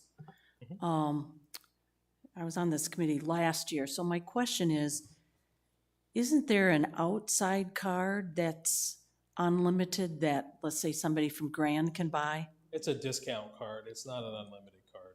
And Oh, yeah, so, yeah, keep going, tell me more. So, that answers your question. so it's a why, discount. so why, we didn't, as I recall, it was like under a dozen were sold. So Yeah. why do we even have that? We're phasing it And why out. aren't you showing it if We're we not have it? replacing it. It's just a small, it's just such a small impact. It didn't, But why are didn't we move. giving them a discount? I don't know. I can't answer that question. It's like a coyote card, I know, but why would we give a Coyote card to somebody outside the community? because they paid $1,200 up front. Well,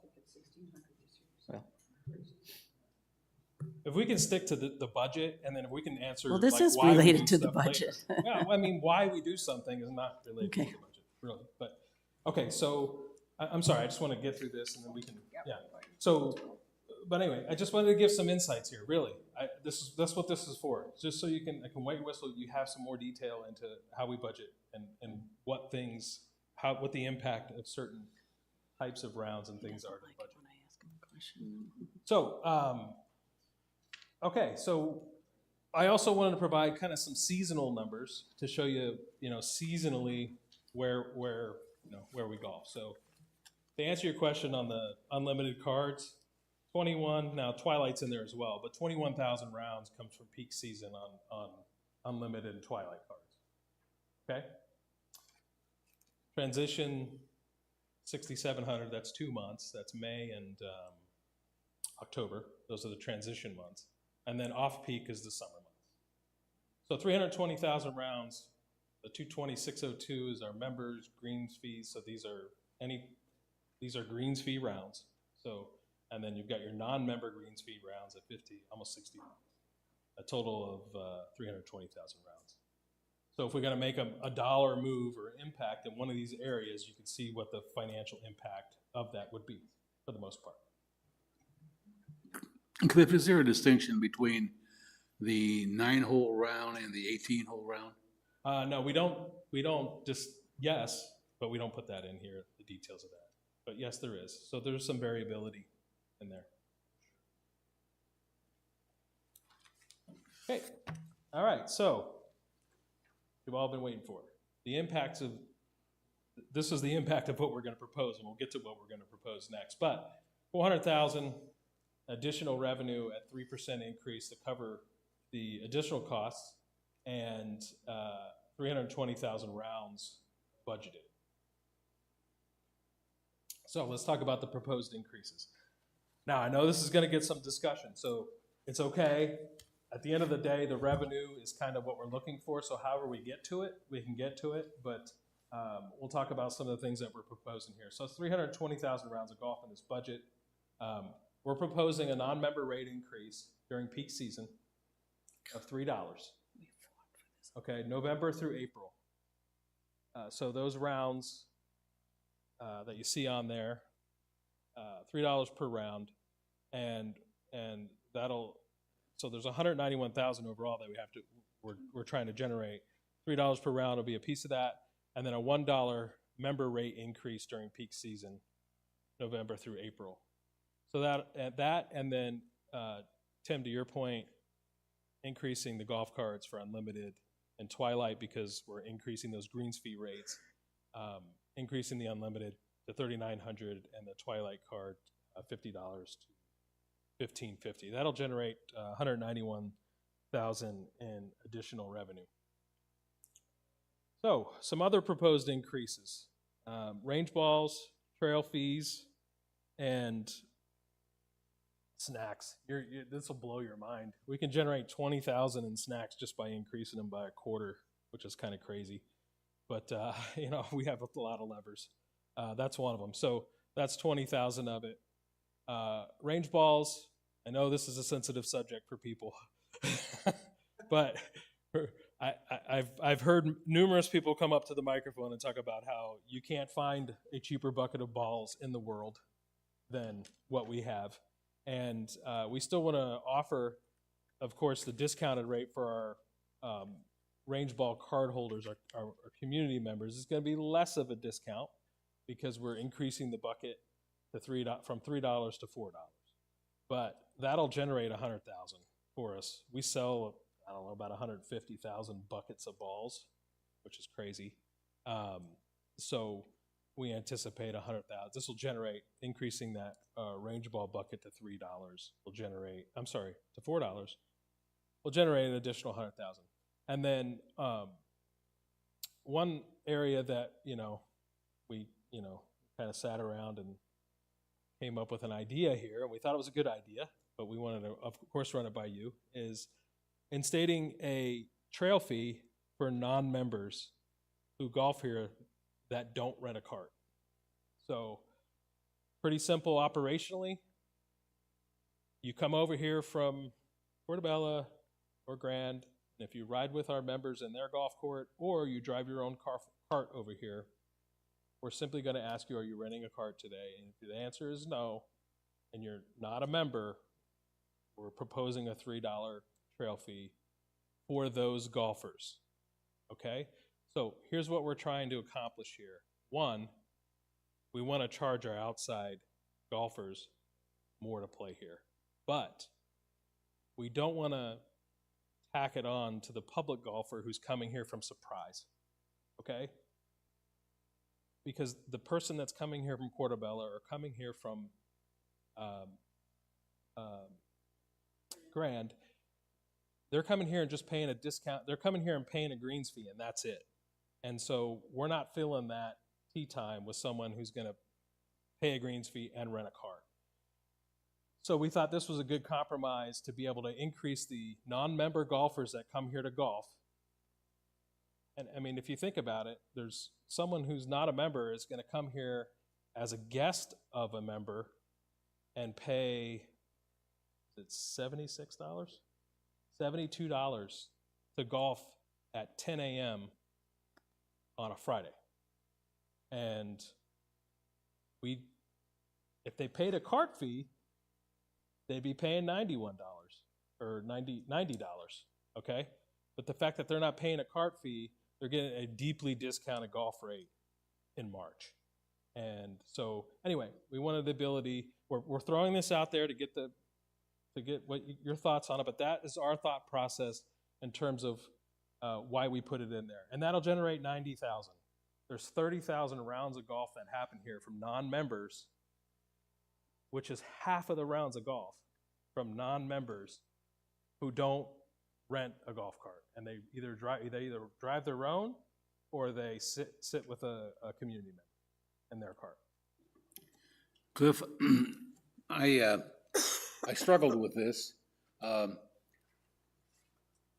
What you're saying is that you are going to make $3 off of me driving my cart,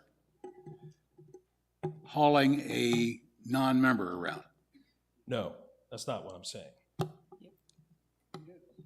It's exactly what You're you're costing the saying. association $15, well, $18 by allowing somebody to ride in your cart when they could be renting a cart. Then charge them. Yeah, they are Don't getting charged. add it onto it to a rate. Don't make it a trail fee situation then. Well, it's 6 1/2 dozen the other. It sounds better if it's a rate. Okay, that's okay. I'll take that under advisement. So this will include guests, like somebody coming from Minnesota to visit their family. Right. They're gonna ride with dad, and they're gonna have to pay $3. Yes. I don't agree with that. I agree with the trail fee, but I think if you are a family member or something like that, but I really agree with the trail fee with the Grand and the Portobello because they are getting a great deal. Yeah. But if I'm bringing my family to play golf that are gonna go and spend another bunch of dollars buying a guest pass at the rec center to go swimming and go play pool and go play bowling and spend all kinds of money in our community, I would be a little choked if I had to pay an extra $3 because I'm riding in my dad's golf cart. That's a good point. We considered that. Operationally, there's really no way to manage it. We have no way of telling if someone actually, where they're from. We just don't. We do know if they're a member and if they're not a member. So that would be a downside of it. But how many people do you have come from Minnesota to golf a year? Me, none. I don't know anybody from there. But Okay. Or Canada, I'm or just wherever. using it as an example. I have a lot of Or people wherever. that I have a lot of people that are snowbirds that are from Minnesota that do have family Okay, come. okay. Well, I would just, if they had 3 people come out a year and they golfed, it would cost them $9 extra for the year. Rudy? Oh. Are you done? I'm going. I don't have a problem with the trail fee. When they check in to pay for golf, do you need a cart? No, I don't. Are you riding with a member? No, I'm not. Okay then. You're using your own cart. Person that's in, I'm talking about somebody from Portobello, okay? And they have one, and they have somebody riding with them. I know you're gonna have to find, they're gonna have a rec number if they're here. So Yes. you wouldn't charge that person if they're riding with the person from Portobello. I don't have a problem with charging outside carts on our course. Last week we had 2 guests. We played 3 times. Had a guest this week. We played 3 times. I have 4 guests next week. We'll be playing 4 or 5 times. Okay. And the next week I have 1. So we have 2 golf carts. We will be using our golf carts. Plus renting, they'll be renting golf carts. I'm with them. Yeah. I think majority of probably agree with a cart fee or trail fee. I just have an issue with the spectrum of it. This, I think this is the entirely wrong way to go about this. And there is a way to differentiate between a guest and an outside player. Okay, you now charge outside players tax unless they're a guest, right? Yes. Okay, you know, we did this a couple years ago. We separated the guest fees from the outside play fees. Okay, so now you're going to raise an outside player or a guest $3, and if they don't rent a cart, you're going to charge them $3 more. That's $6 total. If you separate the guest fees again, you can raise the outside players $6, and I agree with Al putting it in the fee rather than having an extra line that you have to collect. So I think that would be one way to ease it. My Saturday group, I've got 5 guys that are from outside. They've played here every Saturday for the last 8 years. You're going to charge them now a trail fee? I don't think so. Besides that, policy G4 says neither the golf operations manager nor the general manager shall set any fee for the use of private golf carts or vehicles on association golf courses without the prior approval of the golf course of the board, without the approval of the governing board of directors. Yeah, this is going in the budget. It would be approved if it were by the governing board. So yeah. If we kept it in and this committee wanted it. So we would satisfy that policy if it were to move forward. And I tell you what, you and us are going to get so much flack over screwing around with range balls. It's ridiculous. If you want to do the revenue, okay, bump the fees. But to nickel and dime the golf balls, to me, is just, you're asking for discontent. Okay. Rudy? I agree with you, Tim. I do think last year, again, sitting on this committee, we had to fight as a committee to raise outside public fees.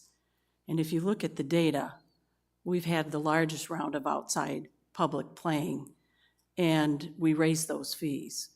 I find it ironic you're coming back to raise those fees, which I happen to agree with. And I would suggest it's kind of like the dress code. You can't police this. You can't police trail fees. I think we just need to simply raise the outside rounds fee, actually across the board, off-peak, transition, and peak.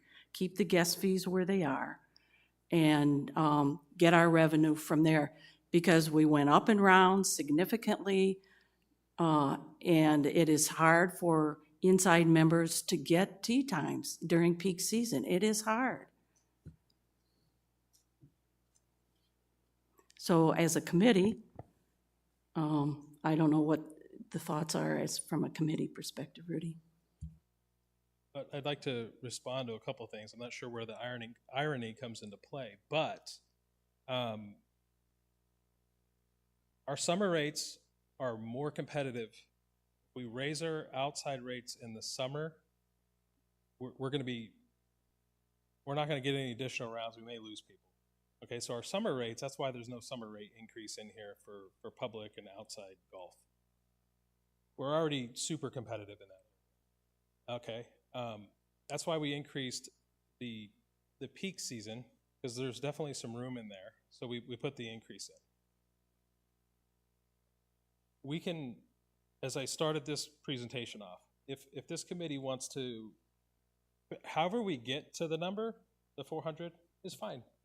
These are just kind of maybe some, I don't want to call them outside the box, just some other things that we could do to get there. And if we decide that, you know, the $100,000 from the range balls isn't worth it for the community, and we want to get to the $100,000 some other way, we can. If we decide that the $90,000 from the trail fee isn't worth it, we want to get there another way, we can. So if we wanted to charge a public rate higher than the member guest rate, because those member guests are usually driving their own cart or are riding with a member, we can do that. That'd be a switch from what we did last year, which was align those rates, but we can do that. We can make those rates different. And that'll capture the people that are here driving their own carts when they're not a guest of a member. We can do that as well. So however we get there, so I'll whatever, think about that. I'm going to finish up the presentation, and then however we get there, we can, for sure. I have one question, Cliff. Yes. On the snack increase, how does that affect the Crooked Putter? They have their own rates, the Crooked Putter. It doesn't impact them. But the revenue that we get Yeah, from the Crooked Putter?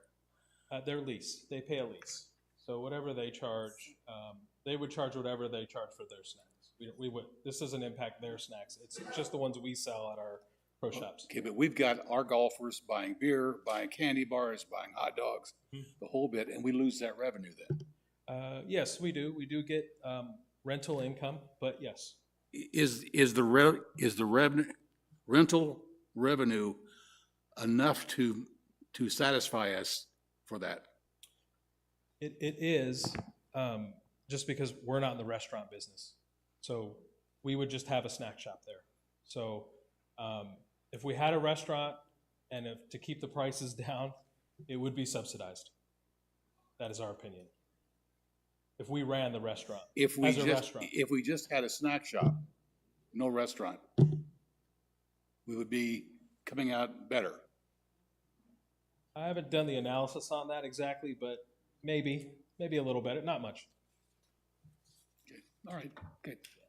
Yeah, Cliff, I'd like to proceed and let him finish the presentation, because what it really looks like is you have a target number we need to meet. Yes. Through some method of increases. Yes. Okay, that will be a good point of discussion. Thank you. All right. Okay, so end of the day, this revenue or this budget will create an operating cash outflow of a little over $1 million, almost 1.1 million, and will be a 65,000, 6% favorable increase year over year with 320,000 rounds, with the recommendations on revenue and expense. And then just some kind of important dates here for the rest of the budget process. Keep in mind as we add to the capital budget and make adjustments to proposed fees. And that concludes my presentation.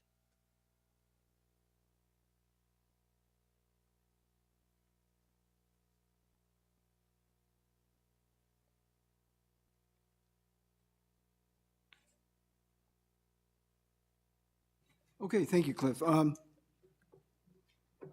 So I think we've heard a number of ideas proposed at this point, and we need to continue this discussion because, of course, they have predetermined what amount of money they need from golf to go into the operating budget, is really what we're saying here. Yeah, and it's part of the reason for giving the details too on the different types of rounds and the different types of year is so that we could look at it and see what the impact from this committee would be if we decided to do an increase in this area to cover something else. So we can really just ballpark it right here. I mean, I know we heard you say that we're competitive with our off-peak green fees. Already competitive. Okay, yes. already competitive. So raising those may, in fact, give us less income or less revenue. Yes. Okay, potentially. Because we'd have fewer rounds played by both members and guests. However, all these numbers, I mean, we're calling them budgeted, they're kind of forecasted numbers of how many people are going to play during a given month. And we're estimating in the truest sense. So if we increase rates too much, we might have less play, especially from guests, which would be less revenue. Is that reality? Yeah, so there's definitely, we had this conversation with the presentation prior to this one, which was the golf rates comparison. So there's definitely some sensitivity there, but you know, there's a couple different ways you can kind of skin the cat in terms of generating the revenue, and we can just look at that and determine what the best avenue forward would be. So, yeah.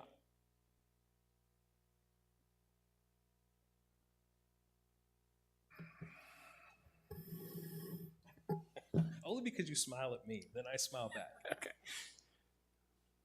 Well, thank you for standing up and once again, feeling the wrath of any number of people. So current year expense, and you made this comment earlier, our budget for FY25 for expenses was $13,671,000. Your projection is $13,510,000. So we're going to basically come in under budget by $160,000. Do you remember how we compared the prior year? Did we budget more and then come in less? We came in favorable by Okay. about 2%. Okay. 2% overall, and 1% on revenue. Okay.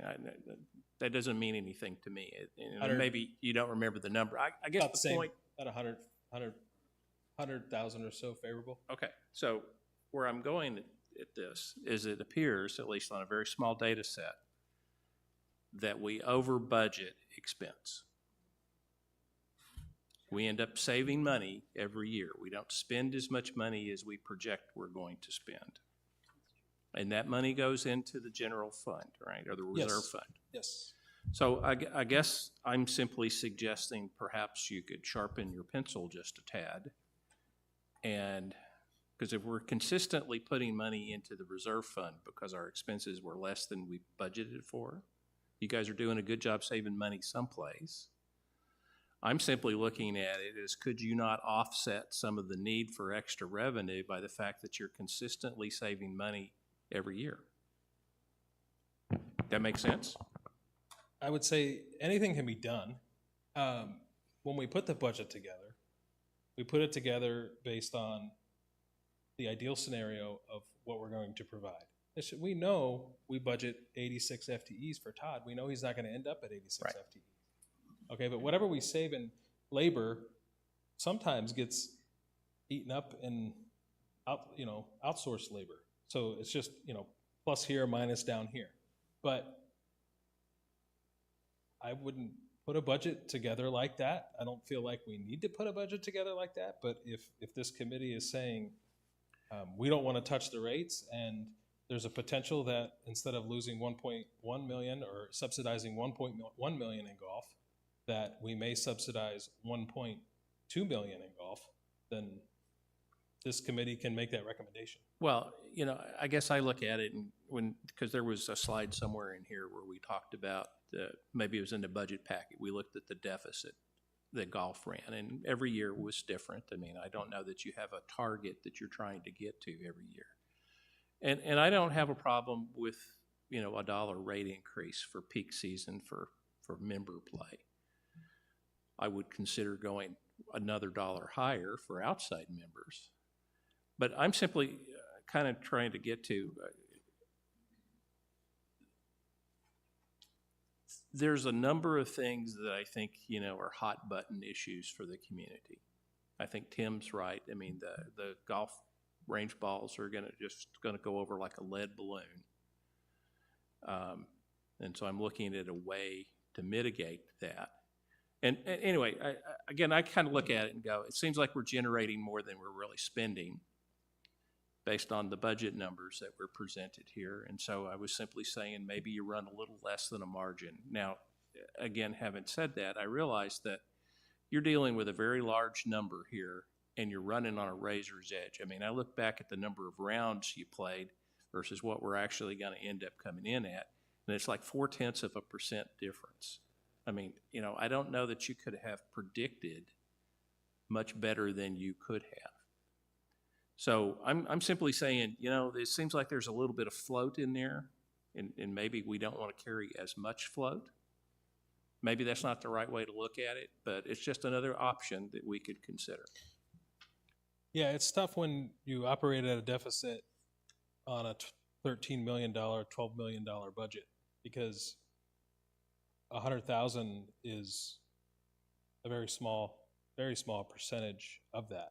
And that could be simply 3,000 rounds of golf that we get that we didn't budget for.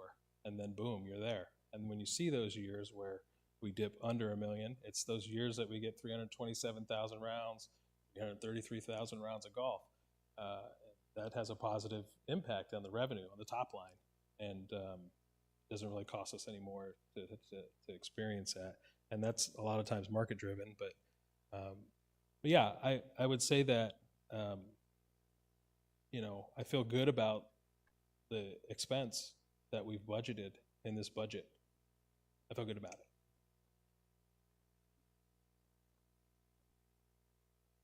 Quick question. I see that there's no increase in the golf cart rental for a person for 18 holes and 9 holes. That has stayed the same year after, except for that 1 year. It went up to 18, came back to 9. So instead of this, I mean, I'm still okay with the trail fee for Cortabella and Grand, not guests. But that's a revenue-making industry as well. I don't know what the golf cart rental, I don't see anywhere where it shows how much revenue that makes. But, I mean, it's, what is it here? $5 for a pull cart. And it's $8 to sit in a nice seat. That's only $3 difference. So I'd rather sit in a seat for $8 than pull a cart. You know what I mean? Yeah. So maybe increase that can get you some extra dollars. Just a thought. Yeah, we have it all really is. I mean, if you go to Grand and Golf and you're not a member there, you're paying for the golf cart regardless. You pay the whole rate. Okay, pay a $3 trail fee. You pay the whole thing, which includes a golf cart. It doesn't matter if you brought your golf cart or not. So now we don't do that here, and so the $3 was just a way to try and garner some additional revenue for the non-members here golfing, especially during the peak season when it's a really discounted rate of golf. Because most places, when you go to pay for your round of golf, you're paying for a golf cart no matter what. But that said, we have to look at the total price. So if we build it in the golf, if we build it in the cart, or if we build it in the greens fee, I'd rather build it in the greens fee because we're going to definitely collect it in the greens fee.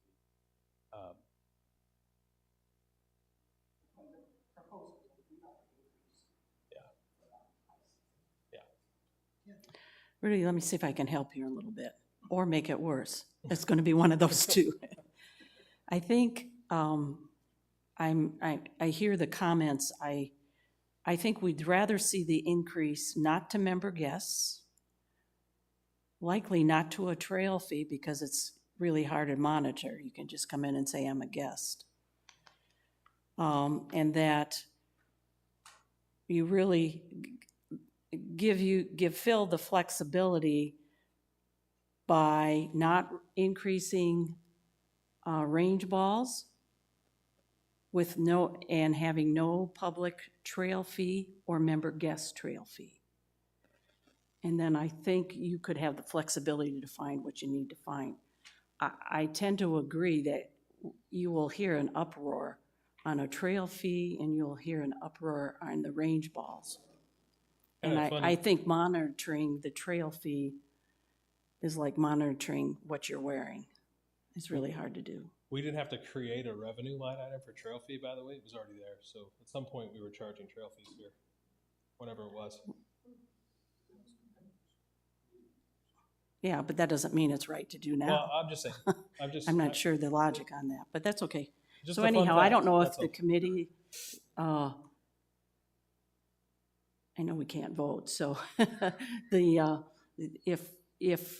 the committee, if there's a consensus to not have a trail fee, and if there's a consensus not to increase the range ball for Sun City West members. And I would like to add, if you need to increase if you need to increase the rate of the range balls, attack the outside play, raise it to them. Let's get the range balls up to competitive prices of other courses in the area.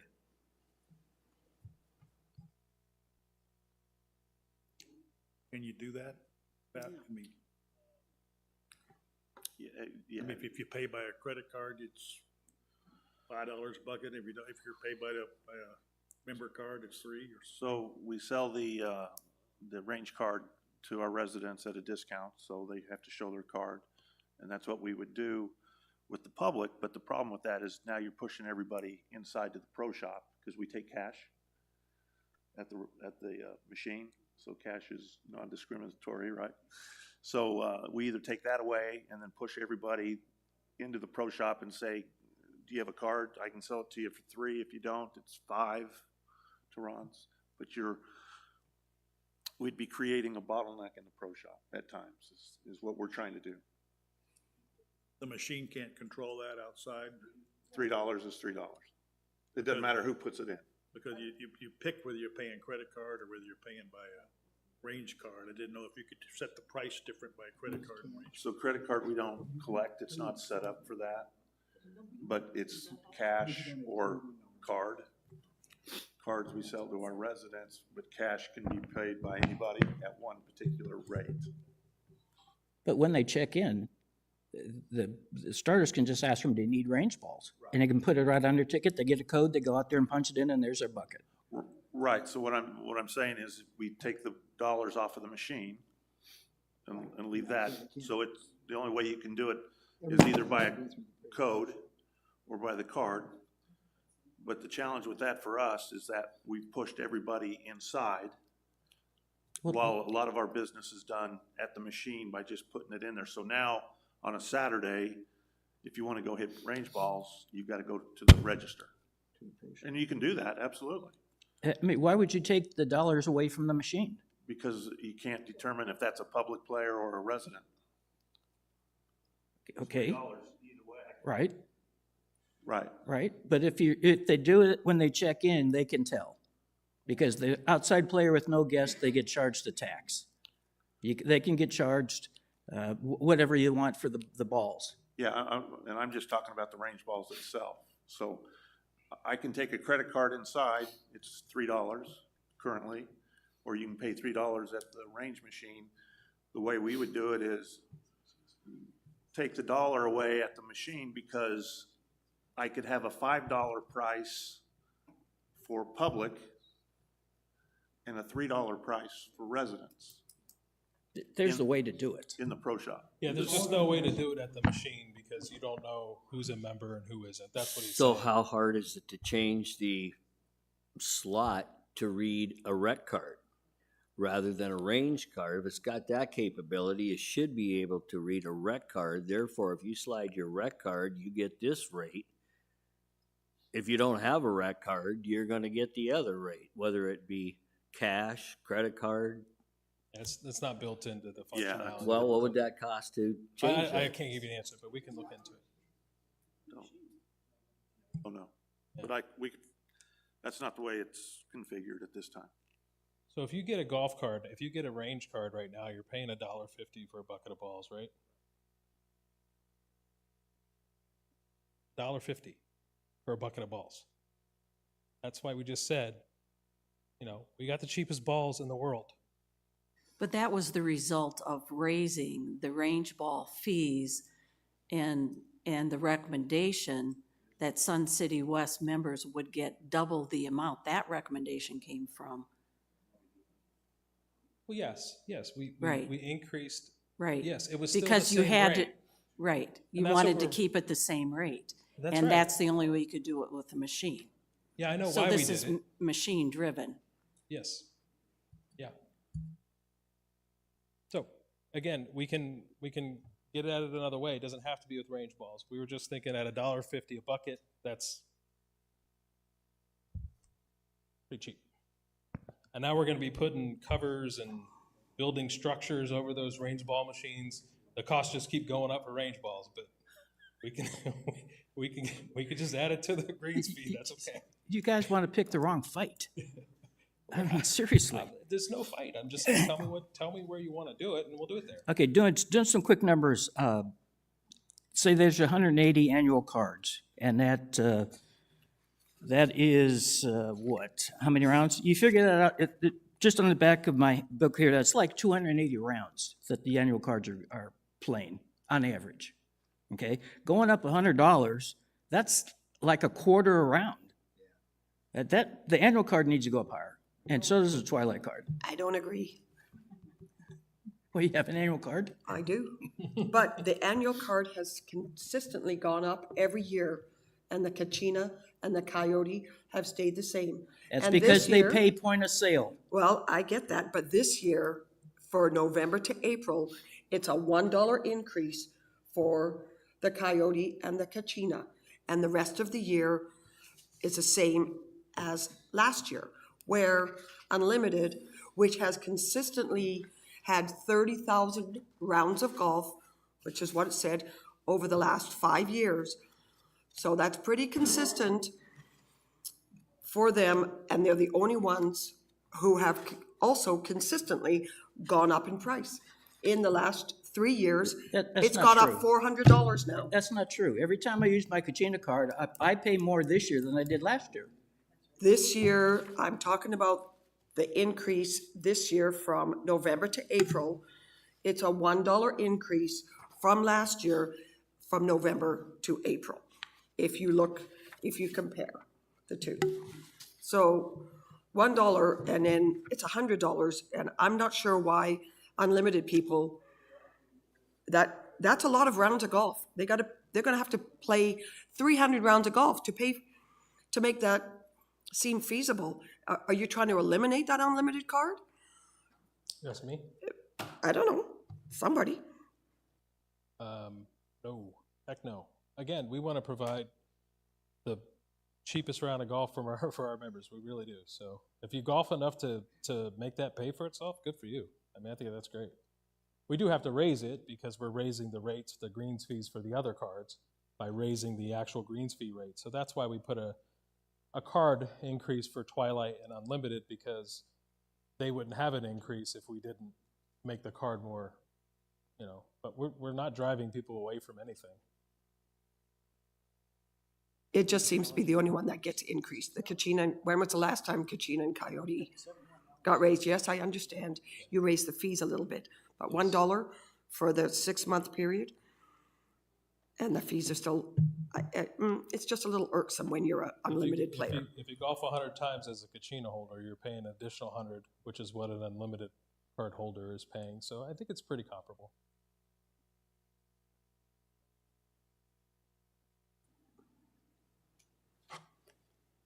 I suggest we let Phil find the money he needs with no trail fee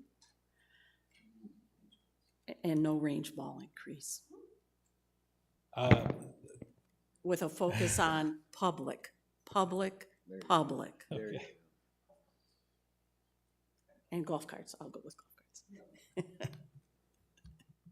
So we're looking at no to the recommendation for range ball increases. Okay. No type of trail fees for anyone. Are we looking at raising the Unlimited cards $100? That's what's in the budget. We've got that in there, yeah. Okay, are we good with that? Or? I think it should be more. I think, Rudy, it's, this is gonna sound kind of funny. How much do we want to micromanage, which we are, but if we want to just say, these are the two things we don't want, with a focus on public, where the increases are.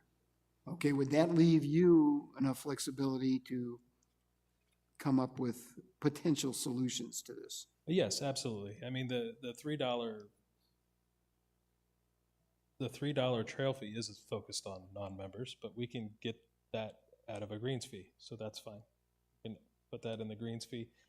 It won't be $3 because we only need to generate 90,000. I don't believe it'll be 3. I got to look at the numbers, but we'll figure out what that is. and we can make that up that way. And then the 100,000, we'll look at everything and come back with a different proposal on the golf rates. The one thing I personally looked at, and I kind of talked to Cliff about, was what if we have 2 months of transition fees? What if we just made those peak season? Our peak season became 8 months long. Would that even be possible? I mean, granted, that would be putting in October as peak when it is already cooling off technically, but last year it didn't. And then that would include May, which is also a rather cool month, but we still have snowbirds here. So we may have the people here, but we may have warmer weather, which would kind of turn people off from playing. So would extending our peak season make things better or worse? Yeah, I think that October, you're getting ready to start at overseeding. You've got some challenges there. And limited inventory, we can't make much more than what we're making. And May's the same way, it's limited. October, you have a captive audience, so you would make it in October because they've got less courses to golf. And if you made those rates higher in those, then that would be an ad.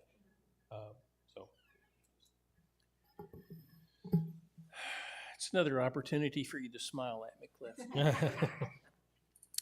I just want to remind the committee that if you say no to the range balls, and you say no to the trail fees, really and truly, you're telling Cliff, go raise the rates.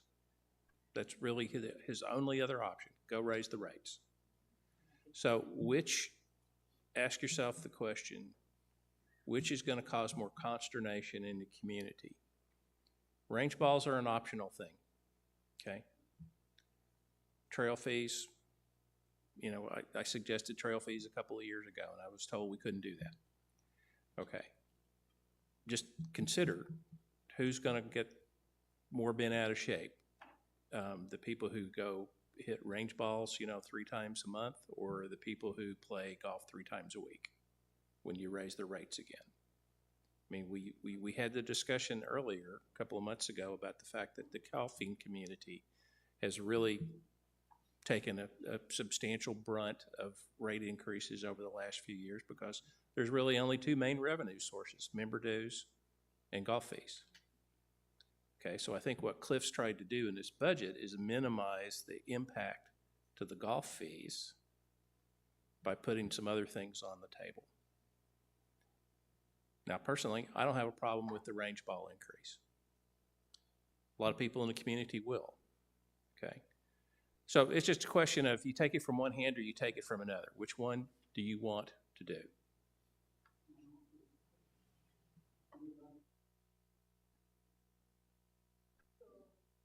Please come to the microphone and your name and rec card number. This microphone or that one? This one? Is it on? It's on. It's on. Okay, my name's Don Kanoth, and I worked at the pro shop over at Desert Trails for about 5 years.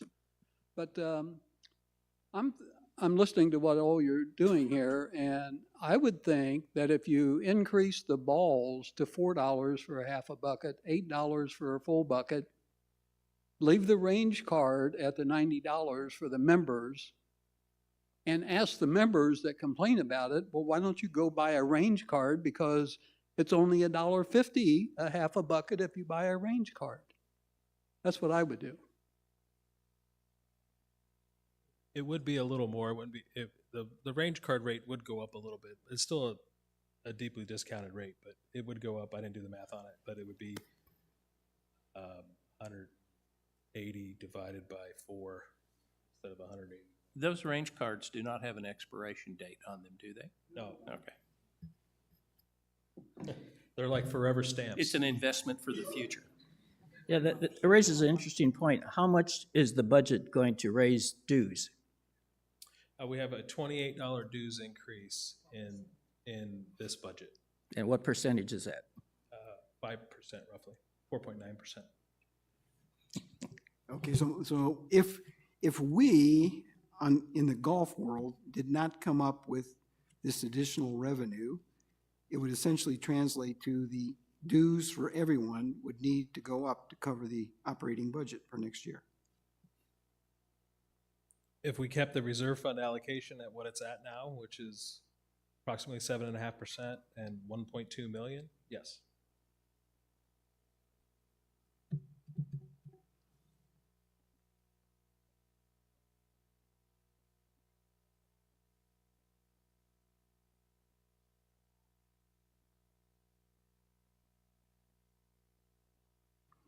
I don't think we really have a say in this. I mean, we've had a good discussion. We can't vote. We can have, I don't even know if we can have a consensus. So our hands are tied. I think a year ago, the same thing is we come in at the 0 hour to have these discussions because I suspect this budget is going forward to the governing board. And so for it to come back to us before it goes to the governing board, I don't think that's timely. I don't think that's going to work, is my thoughts. So, I mean, we can get into discussions on Sun City West owner members' annual fees, which I happen to think are too low, but I don't think that's our purview. So do we need a recommendation today on what you're proposing, or can we wait and do it next month based upon you coming back with potentially some alternatives? Yeah, I mean, I started to say earlier, I mean, you've got the data in front of you. I mean, I don't want to back of the napkin it, but I mean, it's pretty, it's all about golf rounds and golf rates. And you've got all the data in front of you, what types of rounds we have, who's golfing in those rounds, and what a $1 increase would do. I mean, we could literally look at it right here and say, well, let's just do this, and this will get us to where we need to be. I mean, we could literally do that right now. There's not that many moving parts in this process when it comes to revenue, and that's part of the reason why I gave all this data, because I knew we'd have this conversation if we needed to make a decision another way, or to formulate a plan or a recommendation on the rates. We could do it today. I could bake it into the budget, and we can move forward with it. So they're all there. I mean, you got member greens fee per, you got rounds for members, you got rounds for non-members, and you got rounds for no green fee. So if we took that $3 and spread that across non-member rounds, that would generate $120,000 during peak season if we added another $3 to non-members. I mean, that would do it right there. That would be $120,000. That would cover the range balls, and then, you know, I can hit, you know, 120,000. Yeah, it would cover the range balls and Okay, Cliff, I was flipping through the presentation. Say again what you are proposing. So if you look on page 22, there's budgeted rounds by season. Oh. Okay. So we got budgeted rounds by season right here. So you can see what a $1 impact would be to any of these rounds.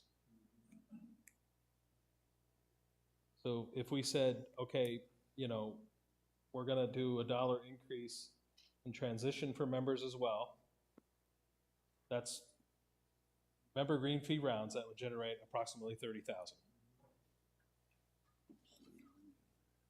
during transition season. So we could add $1 there. And then if we said, okay, for non-member rounds during peak season, we're going to raise that an additional $3. That'd be approximately $120,000. That would be $150,000. That would pretty much cover most of that. $190. I think So that's where it is. there's I another think that's an 40. easy solution.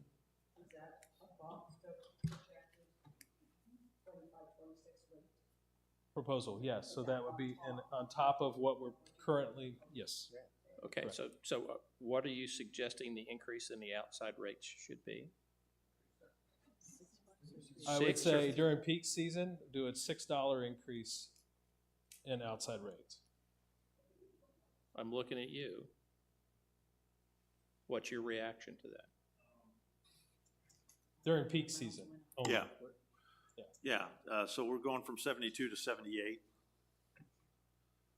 It's below the 80, which is good. It's below that threshold. And I get, as you know, I get concerned when we start talking increases because it's 19% of our rounds, which is about 25% of our revenue. Actually, It's it's still- 28% in green fees, not including any other ancillary revenue. There you go. So it's 3.1 it's million. doable. Yeah, absolutely. Okay. Absolutely. I think that's your solution right there. So you have 78 plus 65.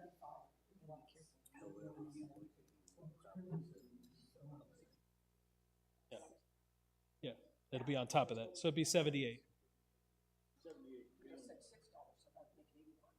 No, 72 and 6. 72 to 78. Yeah, $6. You got it. Okay, so a $3 increase, and if you look at the chart here, non-member, peak, taking that, increasing the recommended $3 increase during that period of time to $6. That would generate 123,000 approximately. Taking the transition rounds for members and for members and adding $1 for members would generate approximately 30,000. And then we could do a $3 increase during transition for non-members, which would generate approximately 24,000. Member peak will stay at $1. The current record. And that would essentially get us there. Because, yeah, by doing away with the trail fee and the range balls, range balls. that's what, 190,000 Yes, that we would be giving up. yes. But this would make it up pretty I much. could, yes, and I could find the rest. What about employee rates? Employee rates, we put an increase last year for employee rates from $12 to $15. We didn't put an increase this year for employee rates. The employee rate is only impacted during peak season. That's when employees pay, and it's only part-time employees. I don't have that broken out here, but I could break it out if we did an increase and what the impact of that would be. I thought at one point it said $8. That's the average rate now, but that's only because there's executive courses, there's different tea times, it's not peak, all peak. So it's $15 now? Typically, we try to tie it in with minimum wage. We haven't reached 15 in minimum wage, so we did it last year. So down the road, it would go up again, but nothing planned this year. Tim, not all employees pay that, only part-time. It's full-time, they don't pay anything, they just get taxed for the round on their. Even during W-2. peak? Even during They get peak. taxed for the peak rounds, or everything? During peak. That's why the average is so low, because it includes all of it. Okay. That would get us there if we did that, and you could make a recommendation today. If you were fine with that, we could do that. I'm seeing some head nods. So our recommendation will be to not raise range balls, not charge trail fees, and then raise both the transition period for members and guests, and then peak season at the amounts we discussed, which were what, $3. $1 and $3 more for, More. yeah. So members transition will get a rate increase during the transition season of $1 to align the peak rate increase. And then non-members will get a $3 increase in transition and an additional $3 during peak season.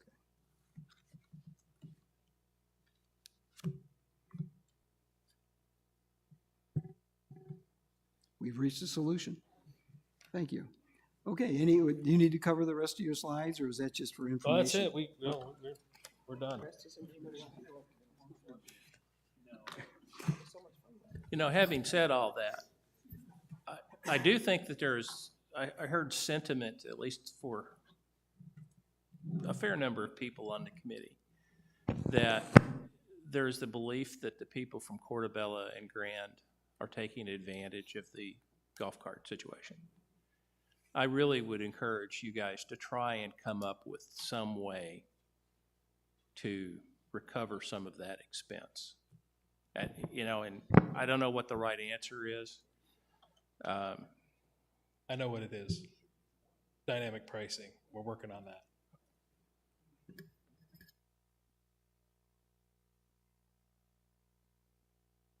Okay, that covers our last item of new business, and we've had a lot of comments, but I will ask, are there any additional comments from anyone on the committee? I'll start with Kathy. Okay? No. I'm just sorry our general manager had to leave during the best part of the conversation. I know. Right. Vanessa? I have a question for Pat. I think he knows it's coming. I'm still about the furniture at Grandview. We've talked about this. It's been, I'll look into it. So I looked into it. And Jeff, who leases the Crooked Putter, says that in his lease, it does not clarify who is responsible for that patio furniture. But it does state that the rec center owns it. So to me, if the rec center owns the patio furniture, they must be responsible for it. But neither here nor there, when I look at the budget for allocating the new furniture, which was in the 24-25 budget, the total for the 6 courses, because this doesn't include Stardust because that was in the previous budget, or 2 years ago, was $75,000, and that included $10,000 for Grandview, which hasn't happened. But the actual cost for those 6 courses was just a little over $44,000. So the savings is just a little over $21,000. So what I'd like to propose is you take that $10,000 from Grandview that hasn't been spent, you add the $21,000, and put some furniture like the rest of the courses have. Get rid of those large, round tables. I'm telling you, the Crooked Putter would be tickle pink if they had new outdoor furniture in squares that you can put together. You could seat a lot more people than you can with those gosh dang big, ugly, heavy round tables. And it desperately needs new furniture. Okay. So I talked to Jeff. Jeff Smith is the owner-operator of the Crooked Putter. He said exactly what you said. I don't see it in my lease that we buy our own furniture or that the rec center is supposed to supply it. Again, 10 years ago we did. We helped him out. We gave him the cast aluminum furniture that you see. We did save some money. I think we saved $31,000 in patio furniture. So if that's where we need to go, so be it, but that's not my decision to make on the patio furniture. I don't control those purse strings. I've talked to Jeff about getting some patio. He's kind of at a loss. He's, according to what he said to me, was, I can't put any more out there to begin with. New stuff would be good, but I'm probably not going to buy it, meaning him. So if we want to make the decision to purchase patio furniture for a third party, I'm sure Cliff would be interested in hearing that. Yeah, it would be Steven's call, but I'm sure that's something we could do to stay safe and consistent with the patio furniture. And yeah. Now, you remember, Grandview is the signature course of Sun City West. And I the, think Tim would disagree with you on that. it is, He's it's a Deer Valley guy. I don't. one that you see, why did the irrigation get done there first? It is the signature course, you have to agree. It's where the senior LPGA ladies came and played. That deck and the furniture is atrocious. It's so mismatched, and it is also hazardous, as we discussed 2 months ago, regarding the lousy white chairs that are a safety issue. This really needs to be addressed. I'm not sure why the 10 grand was put into the budget if it was never going to be utilized. So it was in the budget along with all the other golf courses. I think you really need to look at this and replace that furniture. Very good. Is that a yes? We'll have to talk to Stephen, but I think it's a yes. Well, general manager just has to approve it, but I'm sure he's on board. Could we get the ball machines moved first?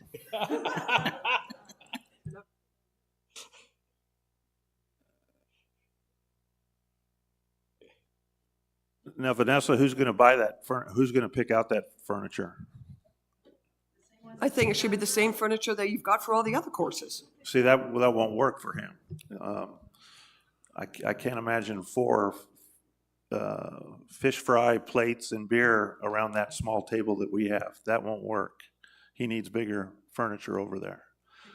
So is that a Jeff deal? Is that the way you see it? Because I don't want to do that. I think it's a rec center deal, since rec center is responsible for that patio But they're not. and that furniture. They're not. As you mentioned, you didn't see it either way. We haven't budgeted for furniture over there since 10 years ago. Again, it was. It's in the budget, 10 grand, just like Okay. the other ones. All right, so 10,000 is what you're after, is what you're saying. No, I'd like to use a reserve of 21,000 that you saved and spend 31,000 and make that signature course be something that we're all proud of. All right. Now, please weigh that against that patio walking off the patio for somebody stealing that too. So that's the other thing we have to balance too. And by the way, we've had that in the past happen. So we want to make it nice. And believe me, those that have been here for many years remember the plastic furniture that was mismatched and looked terrible. I believe we've done a pretty good job of getting the other patio furniture to a grade that we can be proud of. But I just want to share that the patio furniture you see at Pebblebrook will not be the furniture you see over at Crooked Putter. It won't function for him. So Cliff, you're smiling still. I would suggest that you have a hole in your lease that you need to address and clarify really and truly, because I will agree that those white tables and those chairs are a safety issue. And then the question becomes, well, okay, if it's not clear who owns the furniture, then who owns the liability? So you really do need to go back and look at the terms of that lease and update it. Yes.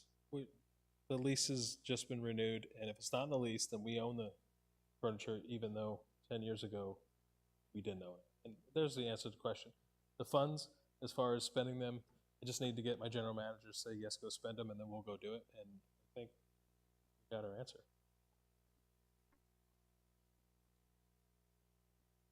Yeah, I have a question. How much would a new ball machine cost? Brand new. 10,000. Okay, thank you.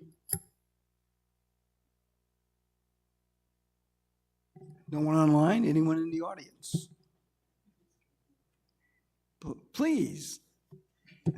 No comments. All right. With that being said, we definitely accomplished a couple of things. We're moving forward the capital improvement projects you. to the board.